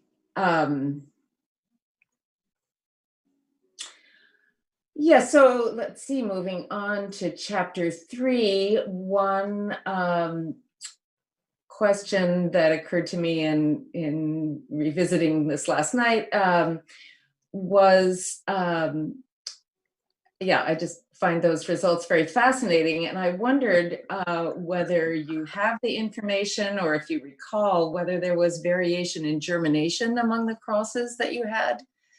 And if, so if I remember correctly, that you had tremendously high survival among the transplants. But I was just wondering if there might be variation in germination that could also be illuminating and taking into account the fitness effects of those crosses. For the germination, as you mentioned, the germination rate is very high, and there are no difference among the families, and there is no effect of generation either. And we choose to not work on this because it was high and there was not strong effect, and also because the plants has been put in the greenhouse by a lot of people, and there is probably a human aspect that is not controlled and that could modulate the conclusions. So fair enough. That's if I may, I had a question related to this point also. I was wondering whether you had some variation when you made the crosses about the efficiency of the crosses itself, the efficiency of like the seed set or the fruit set, I don't know. Because I don't know if at these scales, if it's possible to expect some variation or some impact of the outbreeding depression or on the efficiency of pollination. I don't know if it could happen. And so I was wondering whether you measured this. Does it vary among your different crosses, or was it the same for all the seeds that you produced? So the experiment has been prepared before I began my PhD, but after discussion with Lauren and Joel, yes, some crosses are easier to make than others. It seems that for some inbred lines, it is harder to make hybrids. So maybe Lauren and Joel could answer more precisely than me, but yes, there are more difficulties for some inbred lines compared to others to produce the if1 and if2. Okay, and then there's no way to include these in the estimates that you present in your chapter? Because if you look at the fitness, you would like to probably take into account what happens at every stage of the life cycle, right? It could, but I think that it has been done on very few individuals. So it is something that could be mentioned in discussion or introduction. Yes, I think you should add something about that, yes. To say, yeah, but not in the statistical analysis. Okay, but at least mention it, because I'm quite sure referee will probably, wondering about that. Okay, thanks. Yeah, and maybe just one other question in relation to that very interesting experiment. Since it was quite reasonably done in greenhouse conditions, it does yet leave the question of whether, well, maybe you're familiar with the distinction between intrinsic causes of outbreeding depression versus extrinsic causes of outbreeding depression. And do you have any thoughts about whether you, if it were feasible to carry out that experiment by planting the progenies out into the source sites for those different lines, how just any intuition you might have about different outcomes? And perhaps that's just too hard to guess, but just raise it as a thought, or at least an important aspect in thinking about the interpretation of your findings relative to populations in the wild. I'm not sure to what is intrinsic and intrinsic causes. I think it is related to either there is local adaptation or things more bigger like chromosomal rearrangement. I think that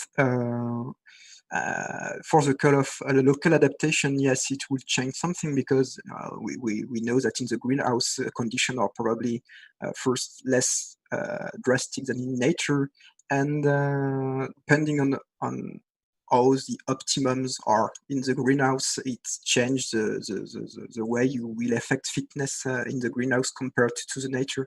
So if it is due to local adaptation, I think we would observe very different results in the greenhouse and in nature.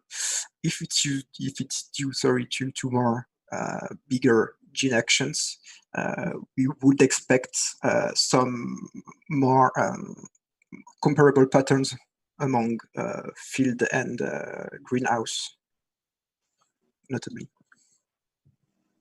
Yeah. So maybe something also worth commenting on. And then I hope I have a few more minutes, if that's all right, Matilda. So going on to chapter 4, I had some, it seemed to me in reading it that there's a bit of a disconnect between the parameterizations that you use at the outset of that chapter and then the statistical quantities, the components of variance that make up the full genetic variance in the model. So, and I raised this in my written comments. So maybe if you're, is that enough said, or should I explain my question a bit further, or shall I pass the floor to you, Josselin? No, yes, in fact, that is a point that has been highlighted by reviewers in Evolution too.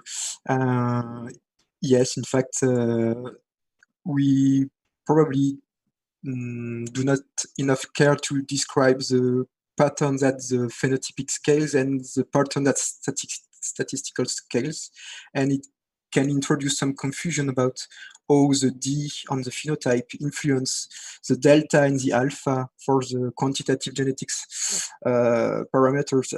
We are revising the manuscript, and I think the easiest way is to use the classical decomposition of quantitative genetic terms that you can find in Faulkner and other to make the D apparent in the alpha and delta terms, such that readers will be able to understand how dominance will influence the different statistical terms.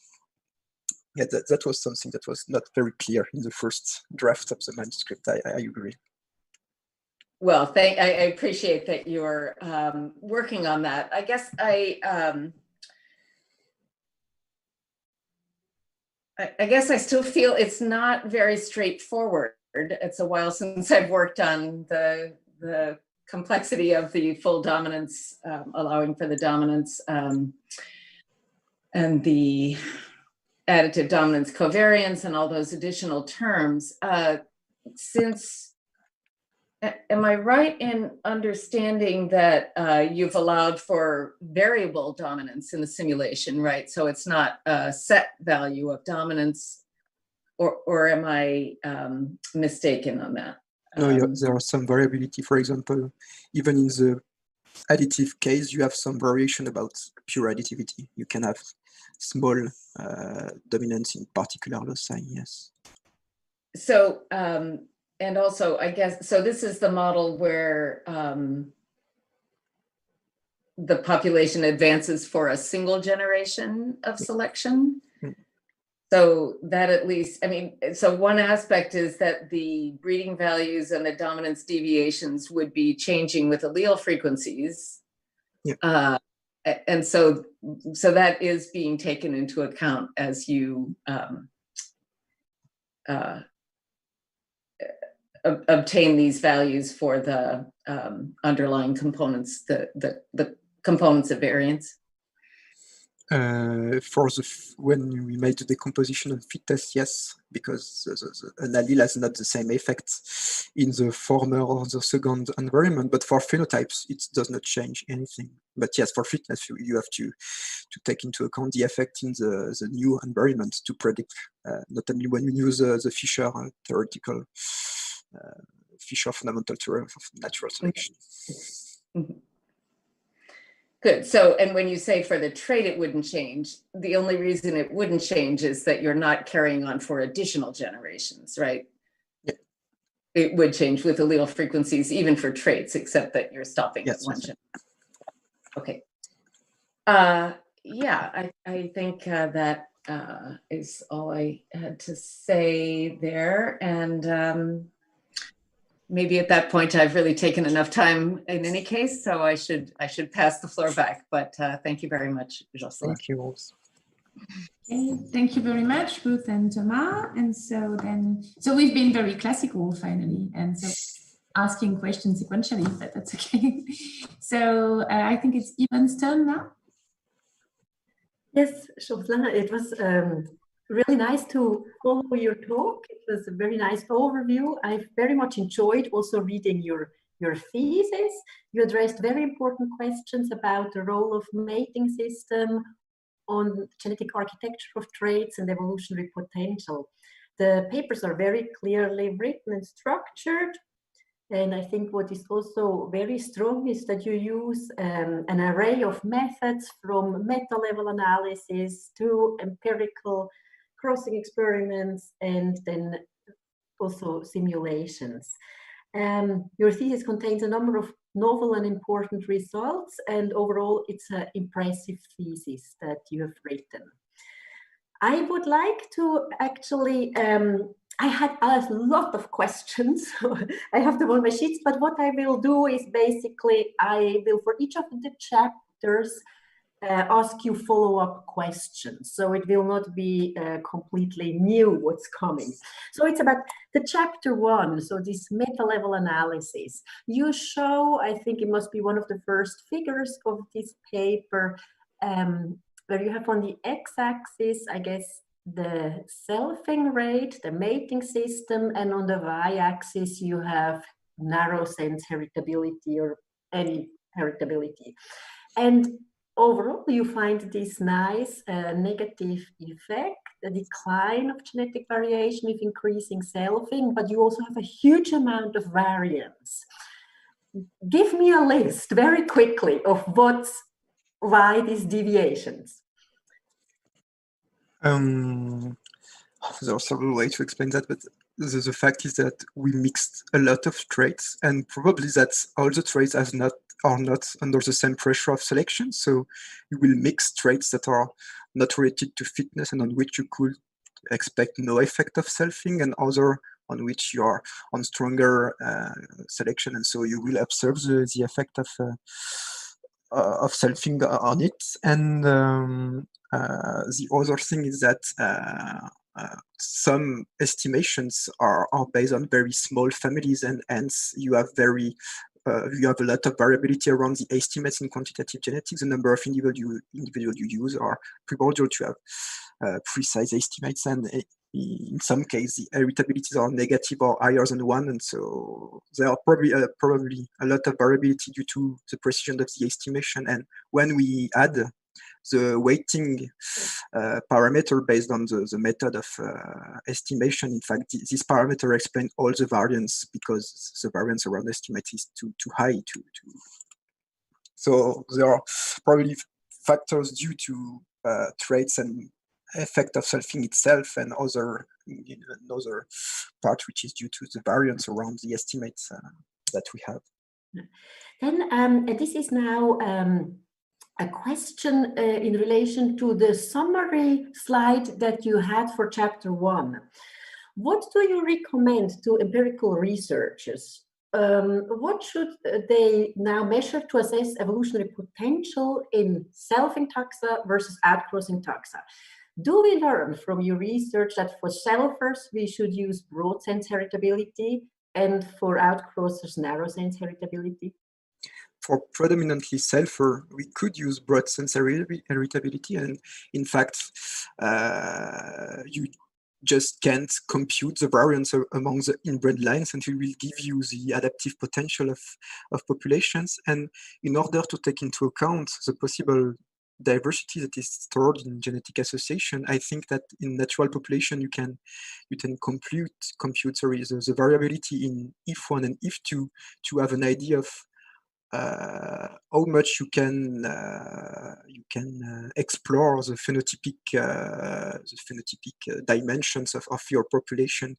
And it has been shown in meta-analysis made by Lauren Riesberg that selfing species have more frequently transgressive hybrids than outcrossing ones. So yes, for the short-term adaptive potential, you just can have a look on the broad sense heritability, and for having information about more long-term capacity, you can have a look on the phenotypic variant you found in hybrids of your inbred lines.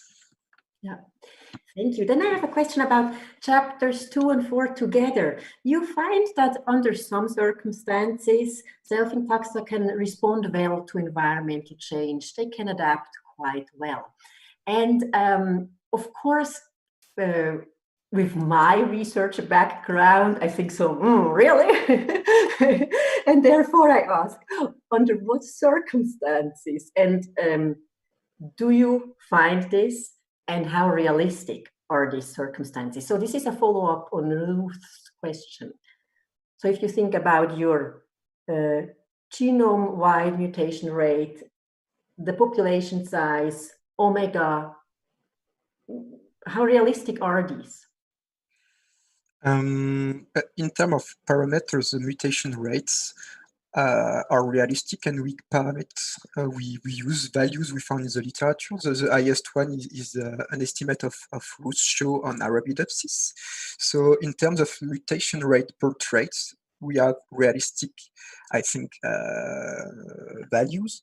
For the strength of stabilizing selection, it's harder because we do not have estimates in the literature, but based on the chapter 4 with Øystein, we success in fitting some parameter values with empirical data, but it is a very, very heuristic research. So it seems that strength of stabilizing selection for traits that are related to fitness, it was floral traits and seed sets in Ruth and John Kelly's paper. So it seems that strength of stabilizing selection could be strong. And in terms of population size, we have effective population size for predominantly sulfurs that are around 100 individuals, so which is realistic for predominantly selfing species. It could be smaller, but it is in the range. I think that the main thing is that our results are true when selfing and outcrossing are experienced in the same conditions.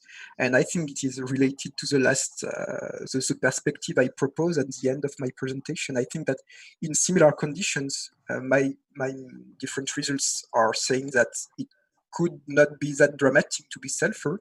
But when you experience selfing in more hard conditions, like in range margins or higher latitude, the fact being sulfur could be more dramatic, but due to the fact that selfing has disadvantages, but also because conditions are more drastic.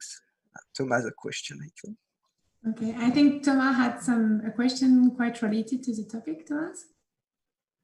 Thank you. I guess it was just it's a follow-up question that I've had for a while, which is that, I mean, there's been about 30 years of mutational meltdown models, and then it's been extremely hard to provide empirical evidence for it, and maybe Yvonne is one of the few that did that.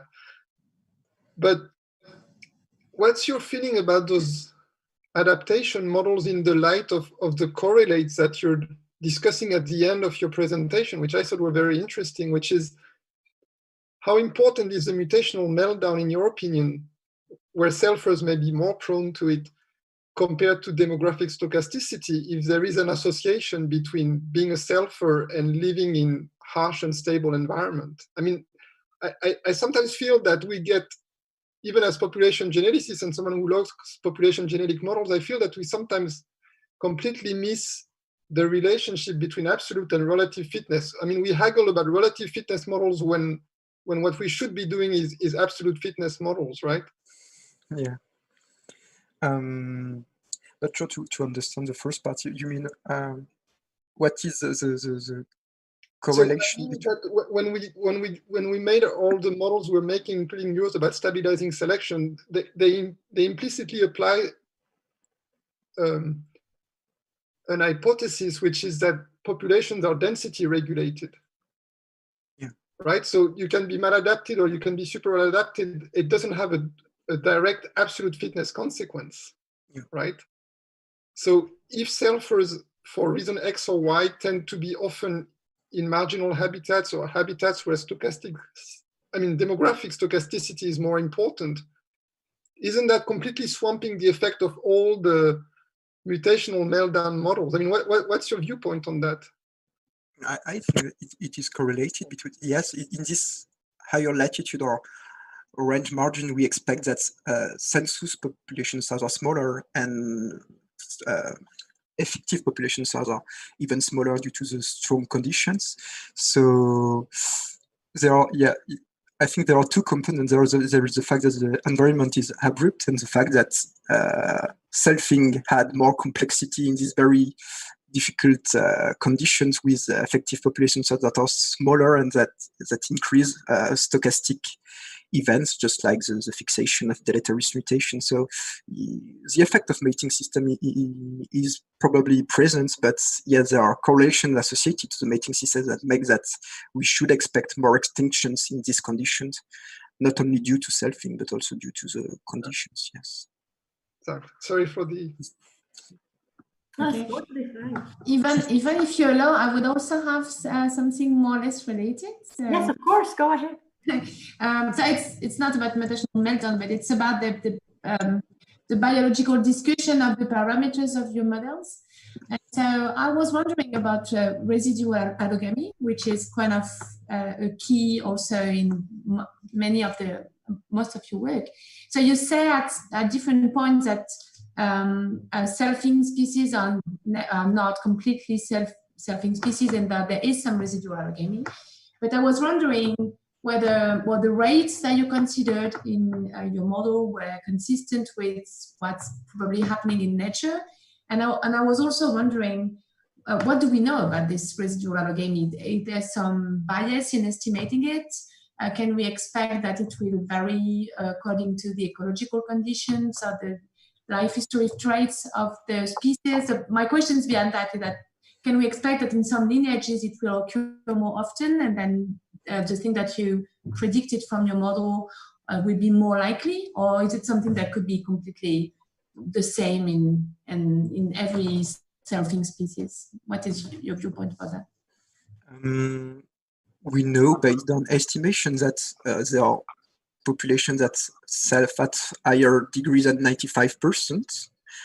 Even in Medicago, we have populations that mean 99%, but it is very variable in times. If you have a look at Margot Julien's paper in Heredity, you can see that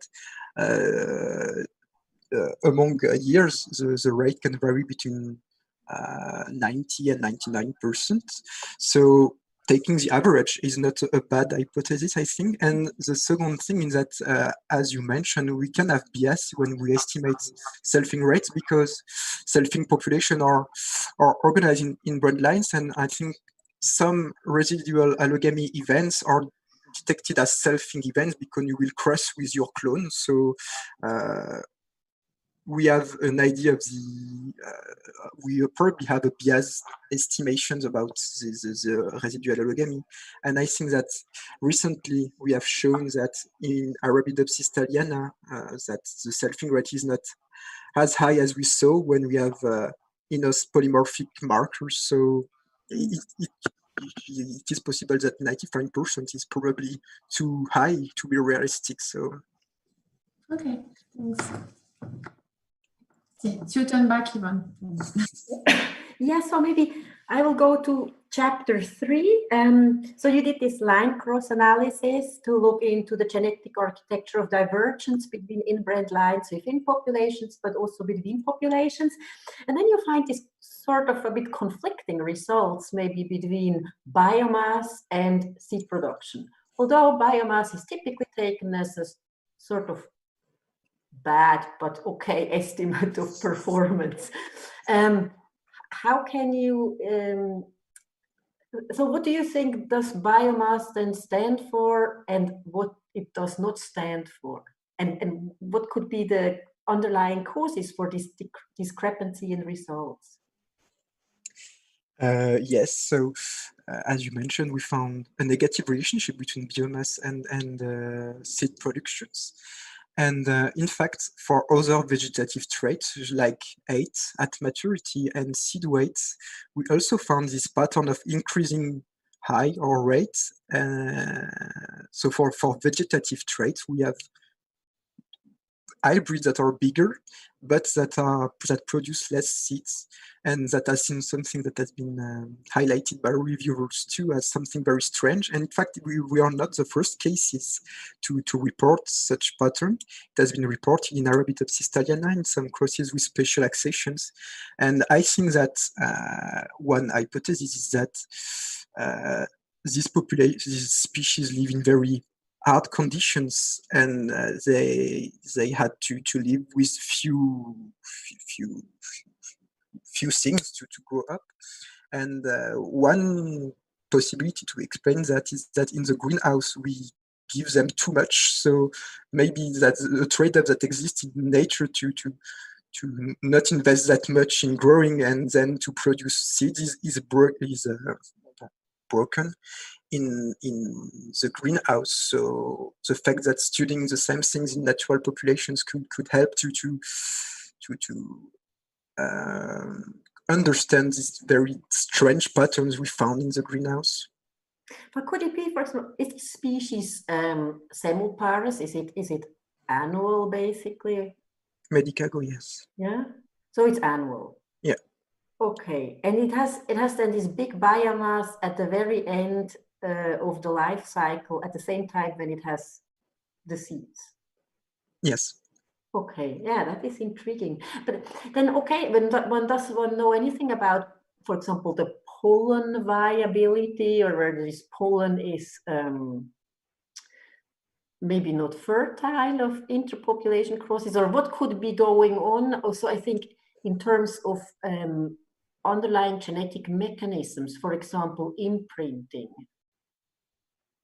That would be the case if there is, for example, an issue with pollen. You mean that hybridization fails because pollen will not create a good... sterile. That's something we miss because we use seeds that have been produced. So it could be interesting to either in nature or in the first part of the experimental design to have a look on if it is more frequent to have difficulties to make crosses at among population scales between within population scales. I think that apart from one family in which Lorraine and Joël had difficulties to produce hybrids, it was not the case for most of the families, but So it is something. The pollen sterility in the F1 hybrids or F2 hybrids. Yeah, but then, okay, then I come, I think, to my last question, and that's really some kind of, you step back. You, especially in chapter 1, you compared selfing with outcrossing species. And I wonder, this is actually common done when people study the effect of selfing. They take some outcrossing species and then selfing species and compare those. And I wonder, is that correct? What are the drawbacks, and how could you do better? And why? It is a question that I'm having because I'm planning what I will do in the future. And in fact, yes, if you focused on in a single species and you compare populations that are more outcross and populations that are more sulfur, but that live in different conditions, you have you cannot correct for the population, the climate, or those things that could modulate the answer. And I was wondering if within a given area where you have the same condition, it is not more proper to compare to, for example, two annual plants that are from different species, but that live in the same conditions, that differ in their mating system. So I think that it is a question that is valid. And I think that if you can find species that are the same life cycle and that are in the population for the same time, that are well established, I think it could be more proper to compare different species within a good area than compare a single species that differ in their condition and where they grow. So it is a valid question. For the moment, people, when they work in more restrictive ways than meta-analysis, choose to compare populations within a species. So it could be a strategy to make the two comparison and to see what is going on. Yeah. Yeah, I find it's always a bit pathetic, you know. Ruth, you have a comment? This calls to mind the work of my colleague, David Moeller, on Clarkia xanthiana in Southern California, where he's studying two subspecies, one of which is highly selfing, which grows on the edge of the, maybe you're familiar with the work, grows on the edge of the distribution of the outcrossing species. And anyway, yeah, I commend that to your attention. I think it is nice to try to go closer than comparing species, because I find it's always so pathetic, this comparison Arabidopsis thaliana with Laurata. You know, it's 5 million years that lies between them, and God knows what had happened. And one species has this circumpolar distribution, is split into many subspecies, probably lots of bottlenecks, lots of clonal selection for more the selfing lineages, selfing species like Arabidopsis arenicola within this species complex. And I always think so, oh God, can we not do better? So, but I think that is it from my side. Thank you very much. Thank you, Yvonne. So, Diana, you told us that you may have a few comments and maybe a question, but not too much because it would be betrayal, as you said. It would be betrayal, yes, because I have a sneak peek on everything that's happening in the background. So first, I'm here as a bit of a hybrid because I'm not really a full member of the committee, and I did participate a lot in Josselin's cursus, I guess. So I'm just going to start off by saying it's a pleasure to be here. I'm so happy that I got the opportunity to work with you, because from the beginning, it's been working with a colleague. Even when you started your master's degree with us, with Joelle and I at the time, you were curious, you were motivated, you took this project that we sketched it out. We had a vague idea of where we wanted to go. You took it, you made it yours, you went through all of the challenges. I remember how many times we'd go through the equations, you'd come up with a solution, it wouldn't work. We'd go through the equations, we'd come up with another solution, it wouldn't work. And in the end, you brought it to something that is very complete. And it's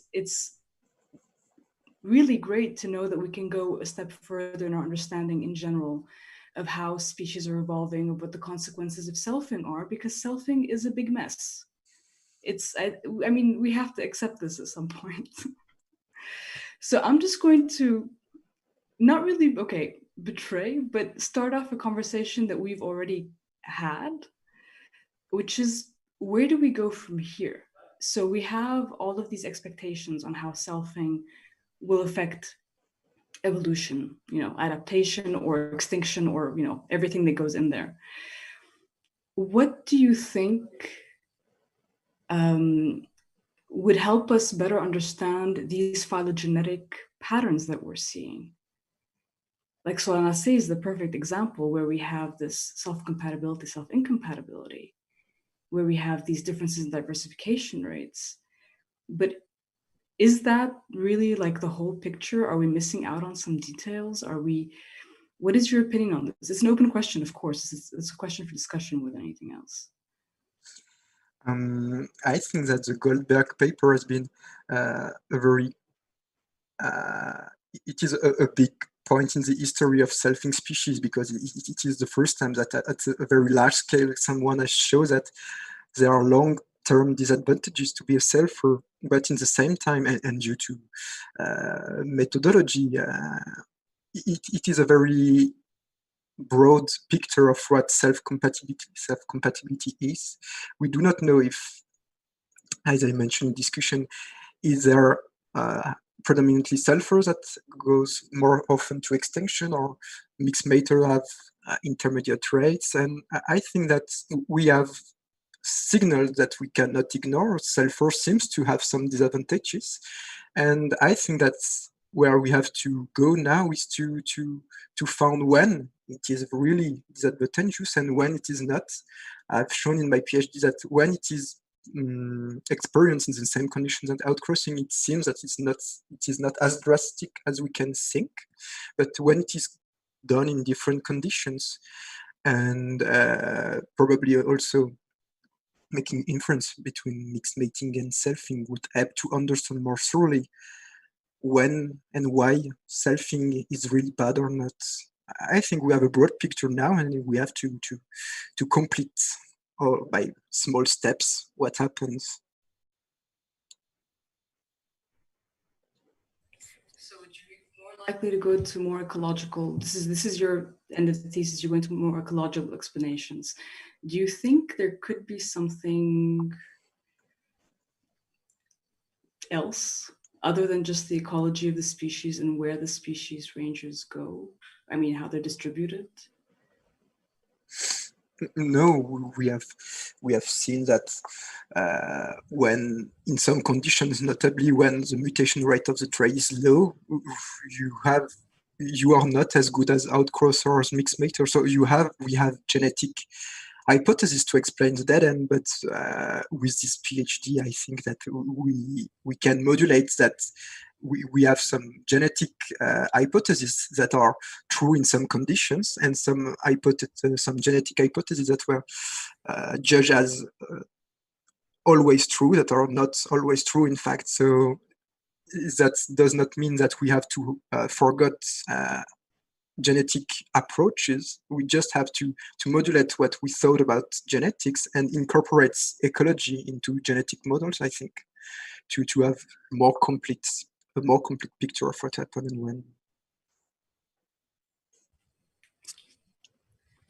I think I'm just gonna stop here. And actually, I just want to also take the opportunity to thank the people who actually moved up this project with you, Josselin. So it was, of course, with Joël, Denis Rose, whose work greatly contributed to our understanding of all of these things that are behind the quantitative genetics of sulfurs and all of these complex interactions that exist. And as you did already at the end of your thesis, all the people who contributed throughout your PhD, such as Off-Tirance, Emmanuel Porcher, and Sylvain Clement. So thank you for a great presentation, an excellent manuscript. Thank you, Diana. So I think it's my turn, because the advisors, we keep them for the end. So I'm gonna say things that have been said already, but I see no reasons why not saying nice things several times, because it was nice to have positive feedback. So I would like to thank you for inviting me in your jury, Josselin, and I wanted to congratulate you for the massive quantity of work and the clarity of your presentation, and also the diversity of approaches that you've used. And well, I think I was the naive reader of the panel, because I'm more far away from your research topic probably compared to the other members of the committee. So of course it took me lots of concentration at some point to understand quantitative genetics, because I'm not really good at it. but I found it very clear and very pedagogical to, you did a very good job in explaining what we know and what we don't know, and trying to understand and trying to explain the rationale of the different chapters and the different questions that you ask. And I must say that I also enjoyed very much the oral presentation with little graphs and pictures that made very easy to follow something which is very technical and probably a bit difficult to understand for many people, even from our community. So I found that the way that you wrote and explained and answered the question showed a very impressive maturity in the work that you've done, and a very good knowledge and understanding of your topic. And so I'm impressed because, well, as it's a bit close to what Thomas said at the beginning, it's particularly impressive to see that you've done that in 3 years, because the French system puts a lot of pressure on PhD students, and you're supposed to read, understand, make the work, publish, write, and have digested everything in 3 years, and maybe do some teachings. I don't know if you did some teaching as well, and so do some teachings. And so it's an impossible work to do in 3 years for many, many reasons, and you managed to do a very impressive job. So yeah, congrats for that. Okay. So I asked several of my questions already. So I will still have only 2 very general, maybe stupid questions, but you'll tell me. So I was wondering about the mixed mating systems, because at the beginning of the intro, you explained to us that mixed mating system exists, and I think that you mentioned that we still do not understand completely why they exist and why they're stable in nature. And then at the end, when you come back to mixed mating system, it seemed to me that you say that they should, they could experience evolutionary suicide, so that's another reason why they shouldn't exist. So I was wondering, is there something in the work that you've done that could explain that in some complicated conditions, maybe the mixed mating systems could be stable, or should we still look for an explanation? I have to admit that I treated mixed maters most as outcrossers in my different papers, and in fact, I know, but that's why I asked you the questions. In the meta-analysis and in the different theoretical papers, the mixed maters are good to adapt. So based on genetic hypothesis, it is possible to say that mixed mater is a stable mating system that has the capacity to stay alive in times.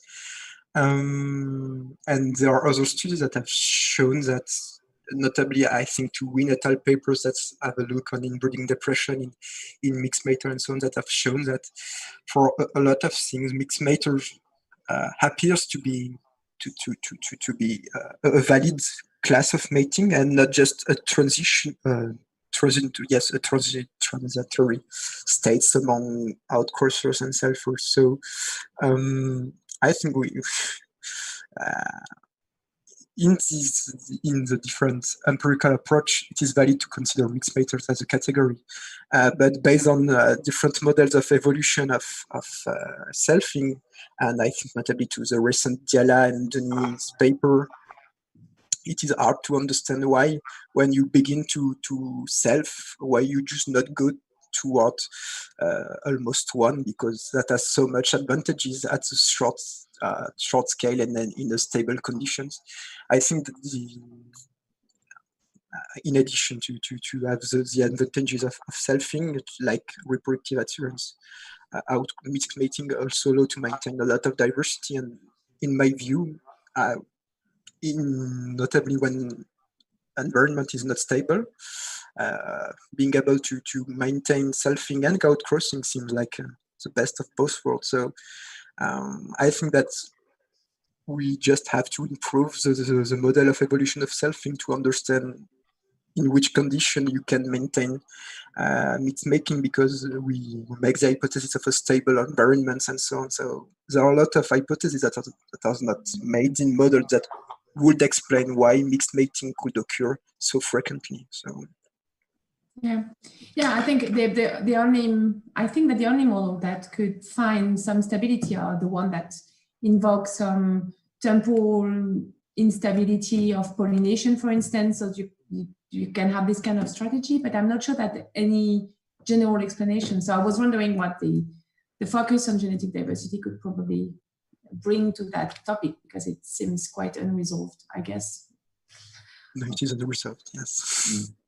So I also had a very maybe a naive and general question about the results from the Goldberg manuscript that you use at the very beginning, because that's where the paradox comes from. And so I don't know if you read about that, but we had quite similar questions about the evolution of dioecy in plants, because it seems to happen quite often, but dioecious species are really extremely rare in angiosperms.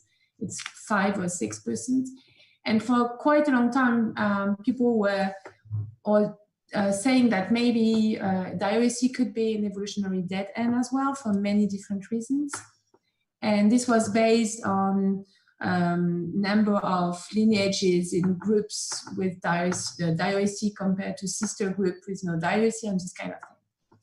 And quite a bit recently, people showed that there may be some bias in the phylogenetical analysis of the diversification rates when you compare dioecy and non-dioecious ones, because it's a derived state, but the lineage has less time to diversify. And so these guys did a correction in the analysis of phylogenetical data, and they found for dioecy, which is my own obsession, that actually it was not associated with a lower diversification rates. So I was wondering, because I didn't have time to read again the Goldberg paper, I was wondering if such bias could actually occur for selfers versus non-selfers, or is this a different problem? Do you know something about that? I think the first thing is to mention that even in the Goldberg paper, in which they had a lot of families, there are a lot of variability around the estimates. The confidence intervals are very large. And so the way you make hypotheses about how the models are run on phylogeny are made are important. You have to choose one phylogeny to then estimate all the parameters. So the choose of the final phylogeny you choose will have important results of how the estimation of the diversification extinction rate are. And yes, and in fact you are. Yeah. Yeah. You have, okay. Now, I was just wondering about the fact that it is a derived state, so there's some that we could make with a dioecy, right? So I was wondering if you know if we could have the same problem for mating system, or if not that much, or maybe you don't know. I don't know if people have discussed it or. They had some problems at the very beginning. I think that the Madison and Otto's models that Goldberg used allow to add variability about how you define the state of your character. So I don't remember exactly how it works, but I think that the model used by Goldberg allow to have yes, variation in the state during time. So it is taken, I think it is something taken into account in the Goldberg paper. Okay, but that would be interesting to check, because there's a simple way to correct for that bias that was used for the other part of the reproductive systems. But I don't know this literature about selfing enough, but that would be interesting to check. Okay, thanks. So that here were my naive and very general questions. Are there other questions that people thought about afterwards, or can we? No, that's okay. So I think that's time for the co-advisors to say a few words. I don't know in which order you want to say things, Joël and Lorraine. And so we agreed that we could switch to French now. Maybe I will start, and then I will leave the final word to Joël. First of all, I'd like to thank you all for accepting to assess the work of Josselin and for this very an interesting discussion today. I apologize that I will switch to French so that in case Josselin's family or friends are attending, they can understand what I'm going to say. Hopefully you will catch a few things. I won't ask any question as a co-supervisor. I will just summarize how Josselin arrived in our team and how things went on during his PhD. Ok, donc je vais passer au français.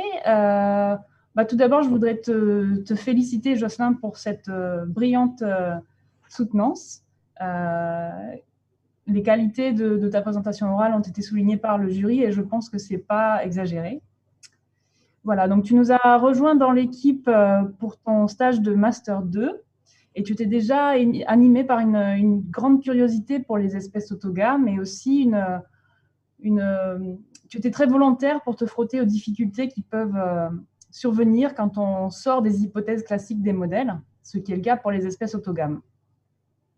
Le timing était parfait puisque nous étions dans l'équipe en plein milieu d'une ANR qui s'appelait l'ANR CID et qui était focalisée sur l'adaptation chez les espèces autogames. Donc c'était une ANR presque exclusivement montpelliéraine et qui mêlait des approches théoriques et des approches empiriques. Donc ça a un petit peu donné le ton à certains aspects de ta thèse. Donc tu as contribué à ce projet dans différentes parties de ta thèse, notamment avec la méta-analyse, la partie théorique que tu as présentée dans le chapitre 2, en collaboration avec Diala, qui était aussi impliquée dans l'ANR, et puis la partie empirique du chapitre 3, avec la manip de croisement. Donc, tant que je mentionne cette manip de croisement, ça me donne l'opportunité de remercier un certain nombre de personnes qui ont participé à ce travail au sein de l'équipe. Pascal Joly, pour commencer, qui a effectué et supervisé les croisements entre les différentes lignées de Medicago. Ensuite, Philippe Noël et Denis Tauzin, qui ont participé, qui ont conduit l'essai en serre avec les 2000 plantes en pot. Et enfin, Karine Loridon, qui s'est chargée de faire le génotypage pour vérifier qu'on avait bien croisé et pas fait des autofécondations manuelles. Voilà.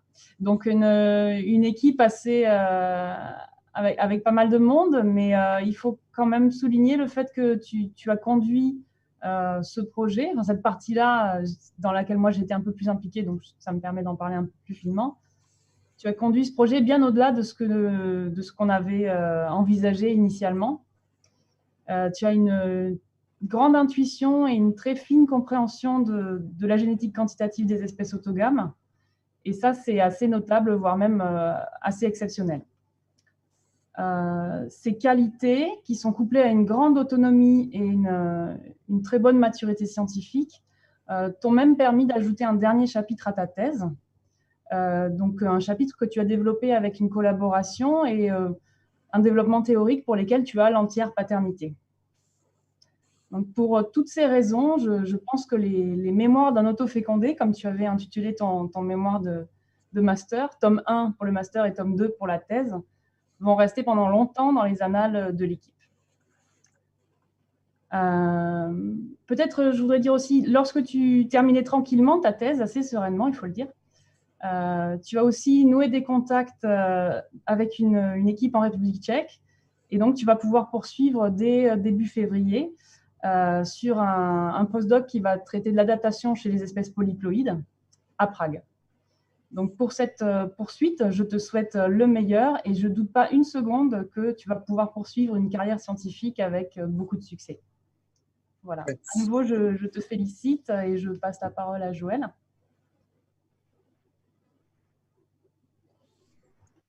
Ok, merci Lorraine. Du coup, je vais continuer à parler un peu de comment s'est passée cette thèse. Donc moi, en fait, je suis super contente d'être là aujourd'hui parce que, en fait, on voit vraiment le chemin que tu as parcouru et la maturité scientifique que tu as acquise. Et je crois que c'est Thomas qui le relevait tout à l'heure dans les questionnements. Enfin, ça se voit dans ta thèse et ça se voit dans tes réponses aux questions aujourd'hui. En fait, tu as une maturité exceptionnelle sur l'ensemble des chapitres, l'ensemble de ton travail. C'est vraiment super. Et je suis aussi contente d'être là aujourd'hui parce que, en fait, en écoutant les remarques des membres du jury, je me dis que ça te confirme, il n'y a pas que nous deux, Lorraine, moi et nous trois, en fait, pardon, Diala, qui te disons que ce que tu as fait, c'était très bien. Donc, voilà. Donc, je vais revenir un petit peu sur comment ça a commencé. En fait, donc l'aventure a commencé en 2016. Là, Lorraine le disait, tu es venue nous voir en fait avant de commencer ton master 2.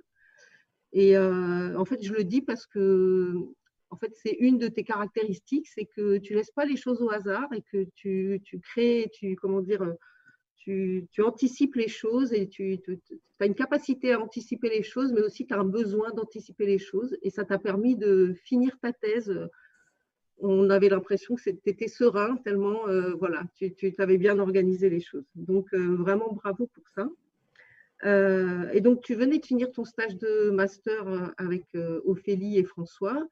Et tu cherchais un sujet de thèse sur l'évolution des systèmes de reproduction. Et Ophélie t'a proposé de venir nous voir, Lorraine et moi, et je la remercie infiniment. Voilà, je ne sais pas si elle nous écoute, en tout cas, je la remercie infiniment de t'avoir proposé de venir nous voir. Donc, en fait, on a démarré ton master et en fait, dès ton master, on est tombé quand même sur pas mal de problèmes assez complexes. Comment on mesure le potentiel adaptatif d'une plante autogame, comment l'autogamie structure la variance génétique. Et donc là, je remercie Diala d'avoir été là parce que du coup, elle nous a aidé à prendre le taureau par les cornes.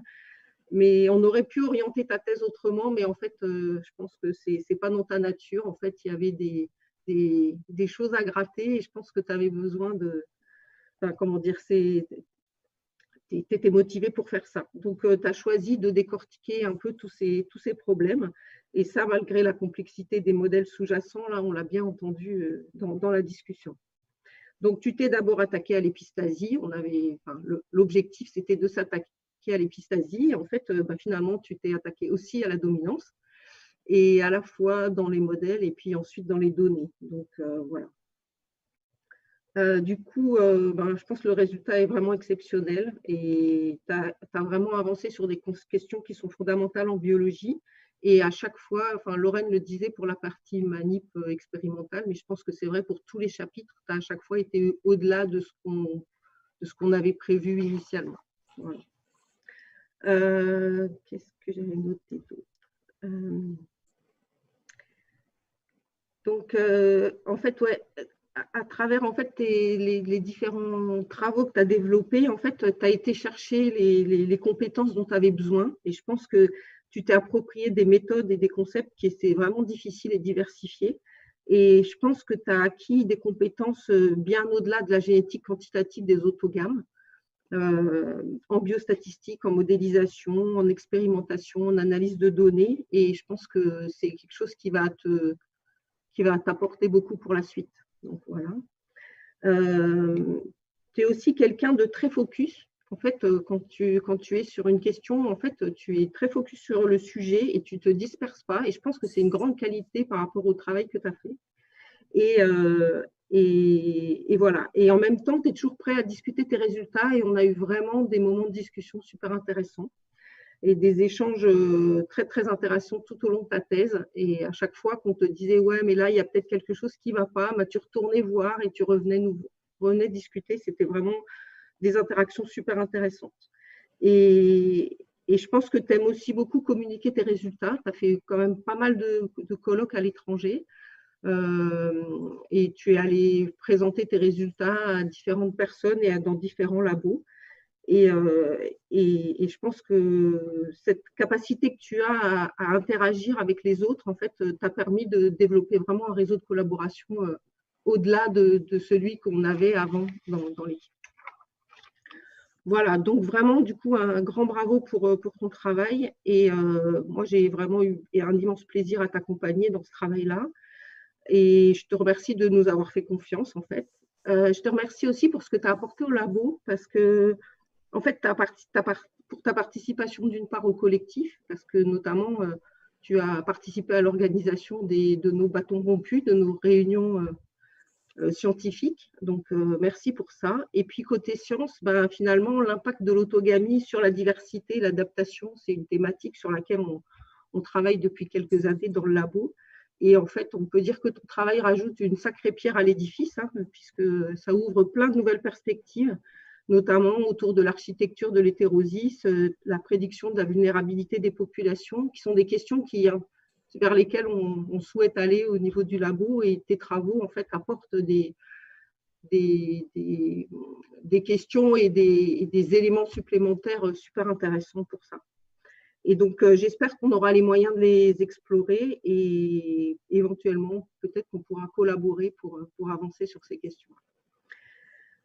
Voilà, donc comme Lorraine, en fait, je ne suis pas très inquiète pour la suite parce que je pense que tu as tous les bons ingrédients pour avoir une belle carrière de chercheur et je te souhaite plein de bonnes choses pour ça, à commencer par ton postdoc à Prague qui va commencer bientôt et le défi des polyploïdes qui t'attend. Voilà. Et donc, juste pareil, pour finir, en fait, je voulais profiter du fait que j'ai la parole pour remercier les gens de l'équipe Jeux de Pop, qui est pour moi, je considère que c'est un cadre vraiment exceptionnel pour faire une thèse, parce que humainement et aussi scientifiquement, c'est super, et aussi techniquement. Je voudrais remercier Denis Rose aussi, qui a beaucoup contribué donc, à la partie théorique, mais Diala l'a déjà dit. Et puis les membres de ton comité de thèse, mais ça tu l'as fait toi déjà. Et voilà, et puis remercier du coup l'ensemble des membres du jury là, pour la présentation très riche, les discussions très riches qu'on a eues tout de suite. Voilà, merci beaucoup. Josselin. Merci à vous. Bien, donc je ne sais pas très bien là maintenant, il faut que nous on se retire, donc j'ai oublié de poser la question, comment on fait? C'est moi qui va me retirer. C'est toi qui t'en vas, d'accord. Et donc vous savez, la retransmission YouTube qu'il y a là, du coup, ça s'arrête, j'imagine? Oui, oui, la personne de l'audiovisuel de Supagro. D'accord, sinon ce ne serait pas très confidentiel. D'accord, très bien. Et ben donc on va te demander du coup de repartir dans la salle d'attente et puis je pense qu'on te fera rentrer après. Pas de souci. D'accord. Ok, très bien. Merci.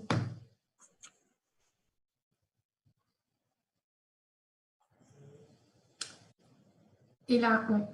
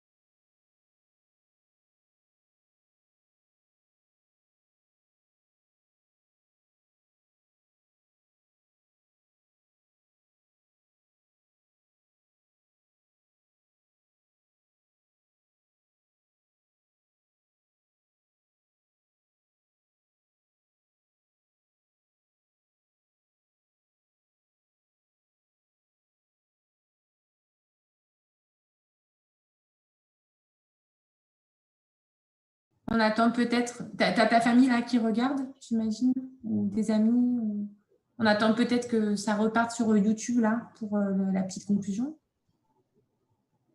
Je ne sais pas. Vous me dites. Ah si, c'est bon. Parfait. Bon, très bien. Alors, Josselin, c'est avec un très grand plaisir que l'ensemble du jury décerne le grade de docteur de Supagro. Ce qu'on a discuté là pendant le petit moment où tu as été obligé de sortir, on s'est redit à peu près ce qu'on t'avait dit les uns après les autres au début de nos questions, c'est-à-dire que tu as réalisé un travail que tous ont trouvé d'être un excellent niveau. On a souligné à la fois la très grande diversité des approches et puis les apports vraiment très importants de ton travail à cette vieille question, mais qui n'est pas résolue, de l'évolution des systèmes de reproduction. Et puis, on a particulièrement apprécié à la fois la grande pédagogie dont tu as usé pour nous présenter toutes ces questions et ces approches pourtant parfois fort complexes, la grande maturité dont tu as fait part et puis la grande qualité des réponses aux questions, parce qu'on a vraiment eu l'impression que quelles que soient les questions parfois très compliquées sur quelques approches ou aspects de ton travail qu'on pouvait te poser, c'était des choses auxquelles tu avais réfléchi et sur lesquelles tu étais capable de nourrir une discussion d'un grand intérêt.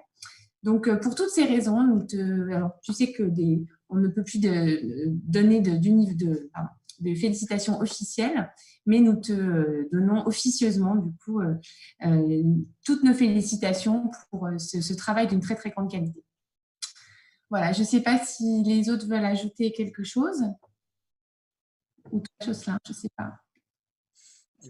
Je vous remercie. I want to thank you all for taking time to evaluate my work. And then again, I want to thank Joël, Lorraine, and Diala for being very wonderful supervisor. And also take time to thank the Jeux de Pop team, in which I had a lot of pleasure to work during these 3 years, and also all the different people I have the chance to collaborate in Montpellier and elsewhere, and I'm happy to share this time with you, and I'm also happy to continue my journey in Prague, in Czech Republic, with all of you great collaborators. So thank you all, and all the best. Félicitations. Bravo. Félicitations, docteur. Congratulations. Bien. Bon, c'est très frustrant, hein. Oui, allez, oui. Mon pauvre. Mais bon, voilà, on espère que tu vas pouvoir fêter ça de façon agréable quand même, et puis au plaisir de te revoir en vrai bientôt, on espère. Oui, moi aussi. Bientôt à Prague. À bientôt. Bye. Ciao. Bye, everybody. Thank you. Goodbye. Thank you all. Thank you, Mathilde, for... See you all.